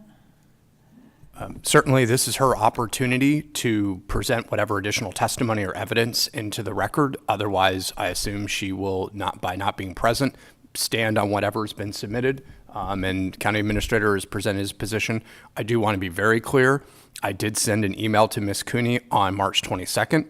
I said that please accept this email as an acknowledgement of the filing of your appeal of the decision of the county administrator concerning your application for a small business grant per section 100.06 of the Indian River County Code. The Board of County Commissioners has 20 working days to make a decision on your appeal. Thus, we will schedule your appeal for the April 5th Indian River County Board of County Commissioners meeting. I just want to make that very clear that I told her this was going to be the day of the appeal. This was her opportunity, and she has failed to show. Thank you. And staff has included the various emails and documentation she provided to support her position. Okay, any other questions of staff, commissioners? Mr. Chair. Yes. Commissioner Fleischer. So for the county administrator, any of the supporting documents that have been supplied post the decision, is there any compelling information that would make you lead to believe that the decision would have to be reviewed or presented in a different fashion by yourself? The additional information provided does not change my recommendation to deny the application and deny the appeal. That is all. Commissioners, your pleasure. Mr. Chairman, I'll move recommendation of the county administrator to deny the application. I'll second that. So we have a motion by Vice Chair Ehrman, second by myself, to approve staff recommendation. Is there any discussion on the motion? Seeing none, all in favor signify with aye. Aye. Any opposed? Hearing none, that motion carries 5-0. Moving on to, and actually Vice Chair Ehrman, I believe this was your doings that started this coming up here. But we have information technology, the continuation of the county websites, domains, and internet-based services. And we have our IT director, Mr. Dan Russell here. Dan, good morning still. Good morning, Commissioners. Thank you for having me here this morning.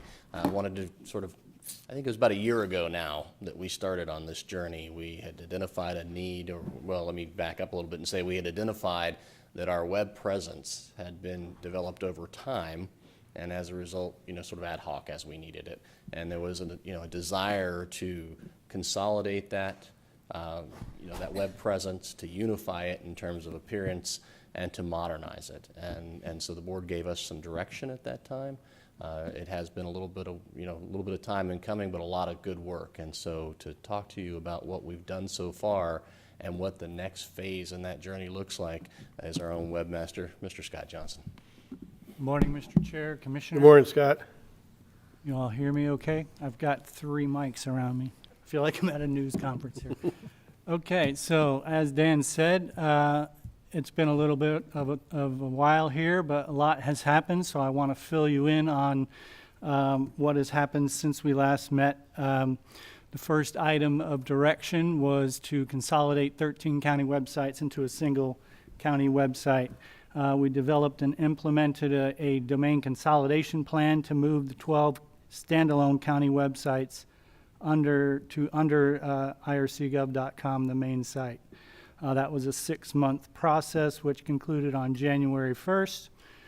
And a big thank you to all the department staff involved. It was a big group effort and a seamless transition on January 1st. We flipped the switch. Nobody knew any different. It just went off without a hitch. So next, we were directed to apply for a .gov domain name. The county has successfully obtained the domain indianriver.gov, and we are now preparing to move from ircgov.com to indianriver.gov for the county website and the staff email addresses. That'll be a pretty big lift on awareness and rebranding of the whole county.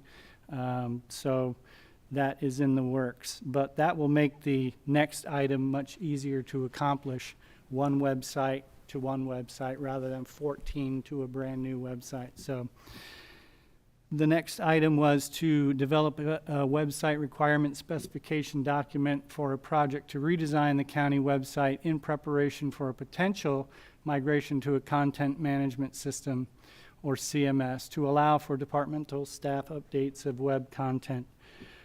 Staff has developed a comprehensive requirements document that could support the production of a new county website in a CMS website redesign project. The full document can be found in your backup, but I prepared an overview of features and functions in the next slides derived from that requirements document. You can also find the overview in your backup. The next direction was to evaluate the implementation costs for a new CMS and a timeline through a request for information, RFI. We did issue an RFI to gauge the potential project costs and timeline, and we'll go over the results of that at the end of the overview presentation.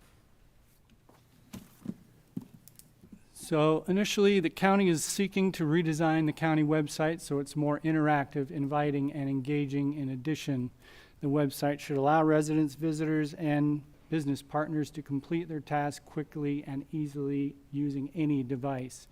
Our objectives in the project would be to serve the needs of all users by letting them easily find what they're seeking, providing them with access to key services on a 24/7 basis, allowing them to share information and interact with county staff. We also want to brand Indian River County for residents, visitors, businesses, and elected officials, and showcase our community in a way that highlights why this is a great place to live, visit, and do business. Next, we would like to provide a pleasant experience to all users by making it easy for them to complete their tasks or find what they want in a straightforward manner. We want to provide content that is useful, interactive, and engaging, promote transparency of our local government by making it easy to share and post information for users to find and interact with the information. And we want to build a foundation that can adapt and evolve as the community's needs change over the near and long term. So the first part of the project would be a move to a content management system. Currently, we're on a static website page. All the pages are updated by myself and Brenna up in the booth. A redesigned website would utilize a content management system, an application used to manage web content, allowing multiple departmental staff, contributors to create, edit, and publish content to the website. Some of the features of a CMS would be a simple content editor that anyone could use. You don't have to know any programming languages or anything like that. A large content selection types of content types. This one's interesting, content tagging. So group search and display content of the same topic. A good example of this would be if you were to create content that had to do with visioning and you tag it visioning. So then a user can come to the website and just select the visioning tab, and all content that's been created about visioning will show up. Also, we'll have scheduling. So if I want to schedule some content to post next month, I can set that on a schedule timer. Also, expiration, when something is due to expire, and we can set that date. We'll also have archiving for use later, media management, video editing, cropping images. We'll be able to have custom links and URLs, be able to easily build navigation modules to make navigating the website easy for our users, and an approval workflow. This will assign an approval sequence whereby the content creator submits the content. It either goes to their director or manager or whoever decides in that department to be that quality control check, and then on to IT for approval. Some of the features: a new CMS system would provide technology to provide residents, visitors, and businesses with a feature-rich web experience, making it easy to do business with the county online. Some of the included features would be an automatic site map, so users could easily find their way around the website. Dynamic featured content, so the most searched for content or the most visited content would be featured automatically in an icon-based area of the front page, front and center. An advanced site search. We want to be able to have a search that it expands what we have now into people being able to search for video and other types of content aside from just within the website. So PDF documents or Word documents or video metadata. So that is advanced site search. So we want to also have social media integration. We'll be able to view our county social media feeds from within the web pages. We'll have advanced forms, electronic form builder to create forms and eliminate some paper processes. We'll have a robust event calendar, which would include events and meetings, and an I want to navigation tab. So the idea is I want to do what? So it'll have a list of all the common things that users do on our site all together in one area, which will be a big help for people doing business on our site. Next, communication. So communication and public outreach features are at the forefront of the requirements for a redesigned website CMS, providing departments tools to get the word out about their projects and the county business. Some of the communication tools features are an electronic newsletter. Users will be able to sign up by topic or department and get news in their inbox. We'll be able to post polls and surveys to gain valuable input about projects and community topics of interest. We'll have blogs just to keep the public informed about departmental projects and happenings. Social media publishing, so we should be able to publish website articles, reports, maps, or any other content to our county social media accounts from the website.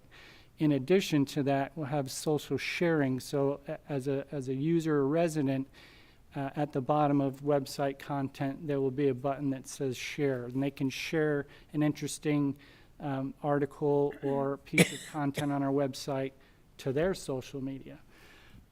We also will have an easy way for easily connect to county staff and services with a newly designed staff contact module. So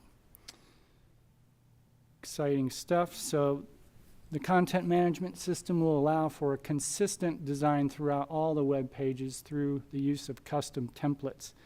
The county is looking for a fresh new design look with the following design considerations.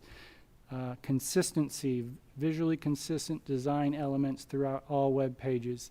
Clarity, clean, simple pages with clear focal points and intentions. We want high quality imagery, compelling and professional images.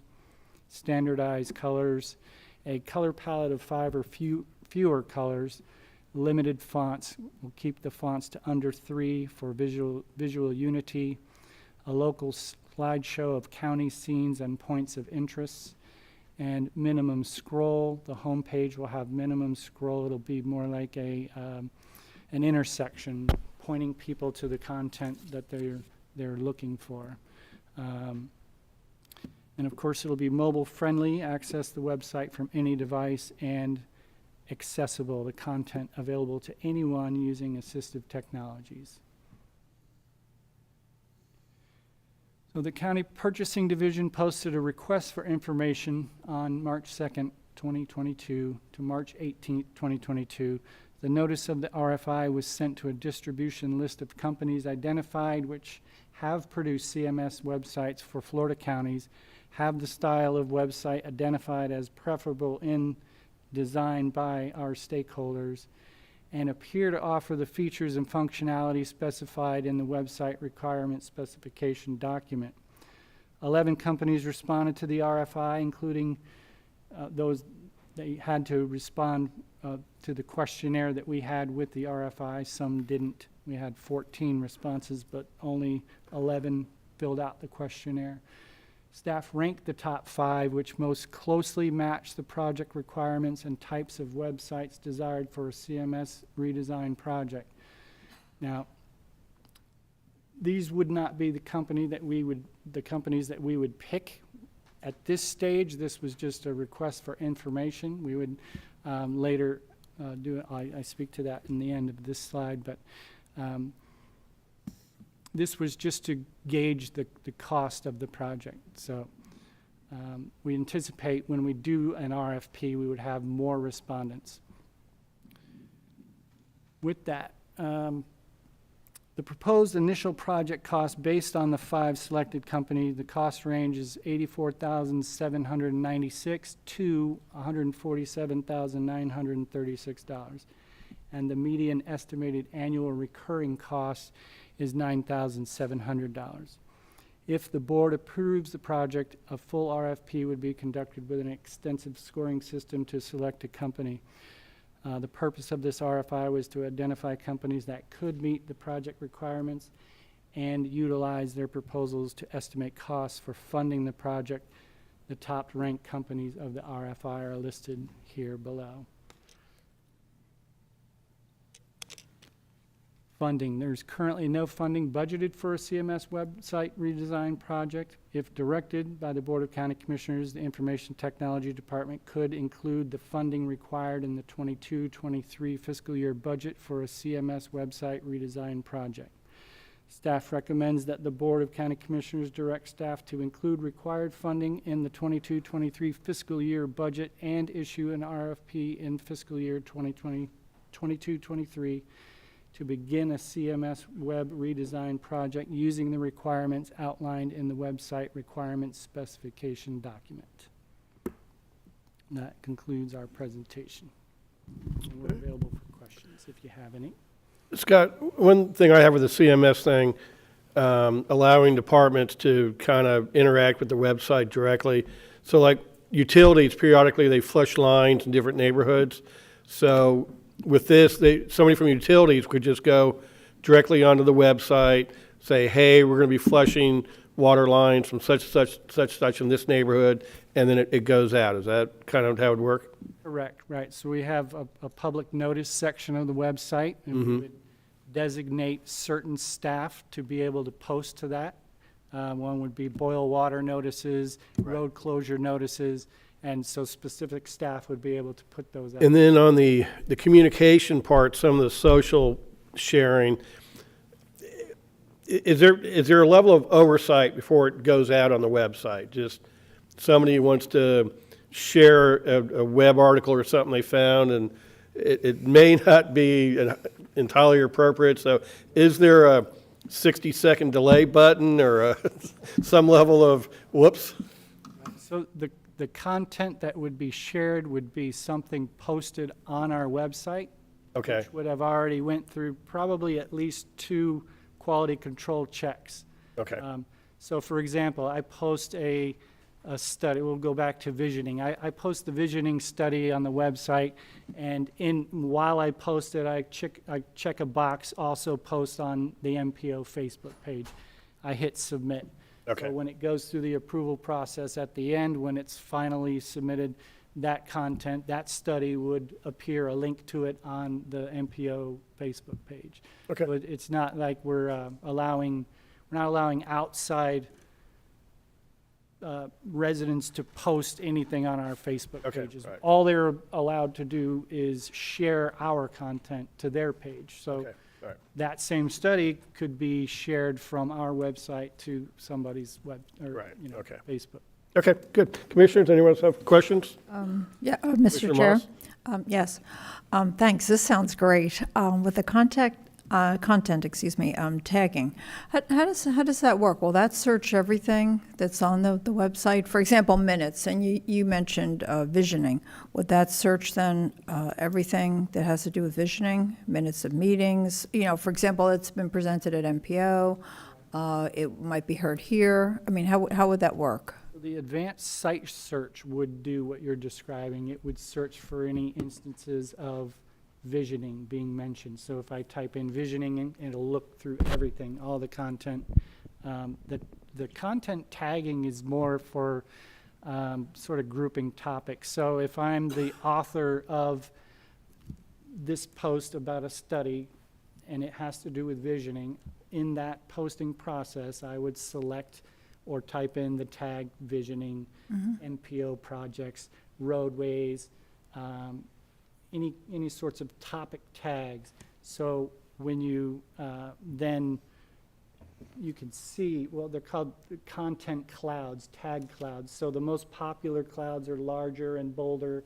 And so a user could just click on visioning or click on roadway projects or any of these topic related tagged items or content. So it's not so much a search feature, but a way to navigate topically, if that makes sense. Okay, but it will enable you to navigate. It would list the places to go, different places to look. Yes. I guess is what you're In saying. addition to the site search. Okay. So- And look, if I may, one other question. On, say, for example, tourism, will you have a section that would list all the different things in the county that people might want to, places people might want to visit, events people might want to do? Would there be a section of that sort? And if so, could it be, and this would depend upon if they want to be linked, but could it be linked to websites, say like City of Vero Beach or City of Sebastian, City of Fellsmere, just linked to events that they're doing? To be like a central source of events and things to do in the county. The event calendar would include events that happen at county facilities. There's been no discussion of adding other municipalities at this time. But right now we have a group of videos that highlight some of the tourist things that people can do in the county. It's on the right side of our homepage, but we currently don't have a section devoted to tourism on our site. I mean, I guess that's something we could do if we wanted to. Could be discussed and considered, certainly. Yeah, okay, thank you. Commissioner Adams. I have a couple questions. One, it looks awesome. I think when it's all done, it'll be a really valuable resource for our community and staff and ourselves. Sometimes I know where to look, and I still have a hard time finding stuff from time to time. Poor Kim has to try to figure out what I'm talking about and find it for me. But that being said, I have a question about the rollover of the emails and that type of thing, changing from ircgov.com to indianriver.gov. How involved is that, and how do we start? I mean, would we have, I guess I have multiple questions. Would we have that directing or those old email addresses forwarding for a while, or is there like a drop dead date? Walk me through that process. Mind if I take that one? Go ahead. All right, thanks, Scott. So, larger question than the website, but great question. So we did register for indianriver.gov and received that domain. We've had that now for a little while. There are a lot of changes taking place with our network, not all of which I can talk about in this forum for security reasons. One of which is we're moving to a functionality called Smart DNS. It's part of our load balancing system. As we do that, as we implement that functionality with our existing load balancers, we're advertising that domain, indianriver.gov, as well as ircgov.com, right? And we'll start to build that domain out. So we will keep both sets of email addresses, for example, present, and we'll keep those for as long as we feel are necessary. Okay. We'll make a decision about when we want to move to the indianriver.gov domain in terms of our emailing system, but at both sets of addresses, your current irc.gov and your irc.com and your indianriver.gov will work simultaneously. Okay. One will be aliased to the other, right? And when we decide that it's been long enough, we'll advertise the end of those that domain. I think we just recently, and Scott, correct me if I'm wrong, but we renewed the registration for the ircgov.com domain for the next 10 years. So we own it outright and can continue to use it. Perfect. So then I would assume based on that too, as we need new cards or letterhead or departments need whatever, we will start making that migration, but we won't have to throw everything away. We can just kind of work it in. Right. Go back to the the domain consolidation, it was sort of the same thing, and that's why it was a 6-month plan. Perfect. Initially, we needed to coordinate with departments who were going to be losing their website address. What branding do you have that's published out, even internally on brochures, your email signatures? Identify everything with this. Then we need to make sort of a marketing campaign. This is going to change, and this is when it's going to change. And from there, we made those changes, and then we started redirecting folks. They would get a message when they went to one of those old websites. Hey, this site has moved. You can find the new site here. You'll be redirected automatically, and then it would kick them over to the new site. So then after when January 1st hit, that campaign period ended, and then it was an automatic. So anybody that goes to one of those old sites is automatically kicked over to the new site. So it's an awareness campaign in the beginning of our own staff, understanding what changes are going to happen. Then it's an awareness campaign of the public, and then it's a gradual shift over to the new site. Then it's a switch, and by then it was seamless, and nobody even really knew that we had switched on January. I didn't hear a peep on January 1st, so it'll be the same sort of scenario. And the projected timeline for a new CMS website is about 6 to 8 months. Okay. So that'll give us that. That was my next question. Once you get the contract or find out whoever's going to be doing it, what's the time frame on completion? That's right. Somewhere between 6 and 9 months is what we estimate now. And if I could just add to what Scott said, we see that as the opportunity to switch to the indianriver.gov domain for the website purpose. So we'll have the other sites redirect essentially to that new domain, but that's the opportunity we think is right to switch to that new branding. Awesome. Well, it sounds like you guys have really thought through the whole process to make it very seamless and help us change our habits so we can access the new website when it's ready without even knowing it. So wonderful. Thank you, guys. Vice Chair Ehrman. Thank you, Mr. Chairman. Scott, Dan, I want to thank y'all for working on this. Again, like I said, I brought this up about a year ago, and I know it takes a while, but what I've read, and I actually went through this whole document, and I was very impressed on the questions y'all asked or things that I didn't think of to make the use of it better and easier. And it was actually, believe it or not, for a technical document, was fairly interesting reading, believe it or not. That's just great. I don't have any more to add. It seems like y'all got it under control, and I've read that. What Scott said is presented very well. I can't wait to see the finished product, but I don't really want to wait until the budget to start this. So I would indulge me to ask the county administrator if we can do like a budget amendment and start this process right away versus waiting for the new budget, so we can go ahead and get the bids and stuff out right away and get moving on this if you're okay with that. If the board desires, we can do a budget amendment to fund this in the current year, or the portion of this that we think we would be able to do, because as stated before, it takes 6 to 9 months once we make a selection. So we'd still be a few months out to get that done. But we could do a budget amendment to fund that.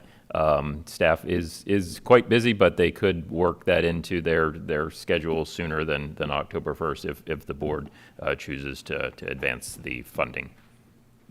And then I don't know if Dan has any more to add there on the operation. I'm just going to add that we, again, daily business is robust, but we certainly have the manpower and desire to go do this. So at the board's pleasure, Awesome. We'll certainly start as soon as you're ready. With that said, Mr. Chairman, I move staff recommendation and we go ahead and proceed right away and have the county administrator and the finance director do a budget amendment to move ahead on this. Second. Very good. We have a motion by Vice Chair Ehrman, second by Commissioner Flesher, to move forward and to have a budget amendment. Is there any discussion on the motion? Seeing none, all in favor signify with aye. Aye. Any opposed?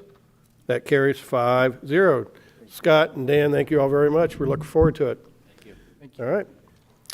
County Attorney Matters, the Affordable Housing Advisory Committee, the Planning and Zoning Commission member and alternate. Mr. Reingold. Thank you very much. The board appointed Curtis Carpenter to serve as the Planning and Zoning Commission member on the Affordable Housing Advisory Committee. Board has also appointed Beth Mitchell to serve as the alternate. Beth Mitchell has decided to step down as the alternate, and at the last Planning and Zoning Commission meeting, Curtis Carpenter volunteered to serve as the alternate. I think he did that in order to try to get out of having to be the main one, but I will leave that out there. And thus, Mark Mucher then volunteered to pick up the slack and serve as the Planning and Zoning Commission member on AHAC. County Attorney's Office simply recommends that the board approve Mark Mucher to serve as the Planning and Zoning Commission member on AHAC, with Curtis Carpenter to serve as the alternate. Second. We have a motion from Commissioner Flesher, second by Commissioner Moss for staff recommendation. Any discussion? Seeing none, all in favor signify with aye. Any opposed? That carries 5-0. Thank you very much. Moving on to commission matters, my item 14A1, the Vero Beach Wine and Film Festival is going on this June in Vero Beach, and some of the event organizers reached out and requested the use of the commission chambers from June 9th to June 12th to show some of the movies. The chambers are not available the 9th, both during the day and the evening. That's a Thursday, but however, Friday the 10th, the chambers would be open in the evening, and then Saturday and Sunday, the 11th and 12th, the showings would be available day or night. They are not planning to serve any wine during the showings to show the movies. And we don't have the current schedule. I think they're waiting for us to approve the use, and they'll have to get back to us what dates and times they want to utilize the chambers. Once we get that schedule, the county administrator We'll calculate the cost of the county personnel needed to staff the facility, especially if there's any overtime required on the weekend, things like that. And then once the county administrator has established the fees, the organizers are aware of those fees and have agreed to pay them. So as per county policy, the use of the chambers for other than like our governmental agencies can be approved on a case-by-case basis by a vote of the Board of County Commissioners. So at this time, I'm asking the board to give permission for the Vero Beach Wine and Film Festival to utilize the commission chambers from June 9th through June 12th. If there's any questions, I'll be glad. And we have some folks here from the Wine and Film Festival if there's any specific questions. Yeah, Mr. Chair, I think it's great to have them here. I just had a question. Is there a posted fee schedule? Because I know this came up, the fees came up when I requested to use the chambers for an hour with school children coming in, and there was an issue made of fees. Is there a fee schedule as such that we can refer to? Okay, Jason, go ahead. I can take it. So we haven't been in the practice of renting this room out, whereas we do have hourly rates for many of our rooms, whether they're in the IGE Center, fairgrounds, libraries. We don't have an hourly rate for this because largely our policy has prevented a lot of use. But what we do is we calculate any costs that are needed. If there's staff, like we may have facilities management staff, in this case, would need to open the building, keep it, maybe monitor the operations, close the building, do cleanup or anything like that that's needed. In this case, there may be some IT assistance that's needed to utilize the equipment to show the movies. So it's really done based on what the needs are of the meeting that's happening. So we need to recover any costs that we have for overtime or something for our staff to be in here during the meetings. So if a meeting is held in daytime without any IT requirements or AV requirements, what would the fee be then? I mean, if someone's just coming here to sit, basically, and use the room. It would be based on what the needs are of the room. Even if it's here, somebody's got to come unlock the doors, turn on the equipment, and get the air conditioning works differently when there's people in here than when there's not. If there's somebody in the booth to monitor things, it just would depend on what the needs are of said meeting. All right. Well, at any rate, given that it's Child Abuse Prevention Month, and we did a proclamation, and in fact we approved going forward with some of the children's services RFPs and contractual elements, I'd like to extend an invitation to school children anywhere in the county, and I'll find out what the exact amount is if a class wants to come. We did by the way. In January. Commissioner Moss, is this related to the agenda item? Yes, it's use of the. I don't believe so. The agenda item Use of the room for the Wine and Film Festival, not general invitation to the entire public. So I would prefer us to keep our discussion to the agenda item. Thank you. I have a question. Mr. Chairman. Commissioner Adams. So Jason, some of the fees, would that cover cleaning? Would there be any kind of cleaning deposit? I'm assuming that's included under facilities. And then as I read the policy, it requires any of our equipment that's going to be run by one of our staff members. So there would have to be an IT person here during the showings to do the screen and projection or whatever. And that would be included in the fees? Yes. Commissioner Fleischer. Mr. Chairman, I just was wondering, the IG Center was built for such events, and it has far better a state-of-the-art screen system, brand new at that, and it could probably accommodate a larger crowd and participant. Why not use, why not use the IG Center? Because it has not only a greater capacity, but a tremendous amount of parking, and the facility already has staff intact, and I believe it might be a venue of consideration. Certainly, Commissioner Fleischer, good question. Two things. One is, I'm not sure how state-of-the-art our equipment is down at the IG Center. I had a community meeting there last night, and we had a very difficult time getting a PowerPoint to load and show, so I'm not quite convinced we have state-of-the-art facility there.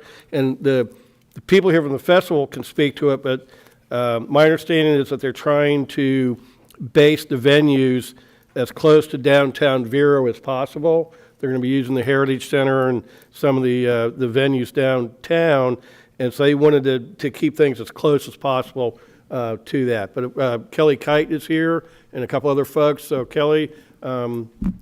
Thank you, Commissioners, again for having us and getting this item on the agenda. So with regard to your question, Commissioner Fletcher, as Chairman O'Brien just mentioned, the center of the festival and the kind of the headquarters for the 4 days that we're hosting it is the Heritage Center. And our choice of venues has been based on trying to keep everything within a relatively close proximity. Many venues, for example, the old courthouse are right across the street in a walking distance. You know, this is a little bit outside walking distance probably for most folks, but obviously, you know, you're gonna have people here from, you know, hundreds of people here from outside of Vero Beach. So we're trying to make it, you know, easy to manage and in a relatively short location where the, you know, IG Center is kind of a hike and away from, you know, the events. You just pointed out the walking factor, you're absolutely right. In June, I don't think there'll be too much at 90-plus degrees of commuting by foot, pedestrian traffic, and maybe across the way to the courthouse, yes, but I'm sure you can work out transportation as well. My name is Susan Keller-Horn. I'm the co-founder of the festival. I also do film selection and helping to place where all the films are. One of the reasons we really like the chamber is that it's completely dark, that it is comfortable seating, it is stadium-type seating that is more conducive to a film. You also have a very large screen and you have the equipment here. We do not have to rent it to bring it in. Additionally, it is walking distance to Theater Guild where we will be having 2 screens there as well. So it is an ideal location for us and we really hope you will approve this. Thank you. Okay. I think it's a great idea. And by the way, thank you for having the film festival. I've attended since the first year, and it's a lot of fun. And I'll move to approve. I'll second that. Thank you, Commissioner Moss. So we have a motion by Commissioner Moss, second by myself. Is there any further discussion on the motion? Commissioner Adams. Just one last question. So typically we don't use this room for these types of events. So is there, and I know it's up to us on a case-by-case basis, but is there any parameters we have in place? Because I can see this as opening the door for a lot of other, not that I have a problem with this, but anything on its own is fine, but then you say yes to one thing, it's hard to say no to others. And that's what, this policy was established shortly after we moved into this building, and I think generally it was to discourage this as an ongoing venue for hosting events, so it's something that, it was set up to have the commissioners approve, so that was the first, kind of bar to set. We do want to make sure that this doesn't become something that's just an open venue. That's not our intention, is to have this as an open venue. I think it's something that would need to be, a significant event. We do need to make sure that we have the measures in place. Some things are like we're likely to have a person from facilities here, depending on the number of people that are here. We need to make sure that there's supervision for the use, just to make sure that we, don't have damage deposit type issues. Not that I think that will happen here in this case, but this is something that we do need to make sure, and we're going to have staff work to make sure that we have a successful event. But I hear your concern. Our intention isn't rent this out as a venue. We do have facilities that we intend for that, like the IG and the fairgrounds, the golf course once the new clubhouse is built, things like that we intend to have as venues for events. But this is something that staff understands as a relatively unusual occurrence and not something that we want to do every weekend or something like that where we have folks in here frequently. Okay, as long as we're on the same page. And then my last comment is just logistical for you guys, for staff. There's going to be a significant amount of people roaming in and out of the building, and I think that we should take into consideration keeping them constrained to the lobby area and to here versus upstairs and all over the place, which I'm sure Rich and facilities would be cognizant of, but I just raising that as something for us all to think about as well. We will also have volunteers here who that will be part of their responsibility, is to make sure that people are not going where they shouldn't go. All we want is for them to come in here. So. And I believe after hours, all of the other doors are locked, keeping people in the atrium, but staff will make sure that the access is limited to only this and the restrooms. Is that Commissioner Adams? Okay, thank you. Commissioner Fletcher? I just want to ask any other point as far as in a physical sense. I understand the theater setting, yes, it's perfect screen. As far as all these screens or anything, do you foresee any changes happening? I realize they won't be up here, but as far as the screens down there, I guess they might be a distraction. I was thinking that we would cover them with like maybe black fabric or something like that, but whatever you recommend would be okay with us. Or we could work that out with staff. I'm sure Rich or someone could. Yeah, right. We can figure something out there. Just a little concern about that because it might distract from the viewing pleasure. And Well, actually, no, I was more concerned. I didn't want anything to happen to any of it. So yeah, that was more my concern. And it was something we had talked about. And we find that the people who attend the festival are very respectful of every property that we've been at. And it's always been a great experience. And we'll make sure that that is factored into what we do. And you've run fine events in the past. Yes, thank you. Okay, we have a motion by Commissioner Moss, second by myself. All in favor signify with aye. Aye. Any opposed? Motion carries 5-0. So, thank you all for coming. We have already done the other commissioner items, so we now move to the Solid Waste Disposal District, approval of the SWID meeting minutes of February 1st, 2022. I'll second that. We have a motion and a second. All in favor signify with aye. Any opposed? Motion carries 5-0. 15B2, the 17th Amendment to Republic Services. Mr. Chair, move approval. Okay. We have a motion by Commissioner Fletcher, second by Commissioner Ehrman. Any discussion? All in favor signify with aye. Aye. Any opposed? That carries 5-0. Item 15B3, procurement of a high-pressure skid system. Mr. Chair, move approval. We have a motion by Vice Chair Ehrman, second by Commissioner Fletcher. Any discussion? Commissioner Adams? Okay. I have a question. That just sounds kind of cool. Is there, can you, can I sounds like a test road it trip out? to the landfill. Yeah, I'm just, sounds really cool. I don't know. I'm going to. They might require me to wear a hard hat. That's a whole new level of headgear. You want to? I didn't know. Good morning, if you, right? is Good there- morning, Himanshu Mehta, Managing Director. So this is a kind of a follow-up. You know, we brought an item to you before. We've sort of designed what we call a high-pressure skid system. Basically, in order for us to send the gas to our evaporator, which is about a half mile away, and then, as we talked about this morning, the RNG project, which is also about a half mile away, we need to basically push the gas to those two individual facilities. Currently, we have a vacuum system that basically extracts the landfill gas, but we're just sending it up to flare, so there's not really that much required to flare it. But to send the gas a half mile away, we need a high pressure skid system to be able to do that, so. Just sounds super cool. So that's all I have. It's My not only something question. you can drive or anything like that. I was really hoping for that. You know, that's where I was going with it, but still cool nonetheless.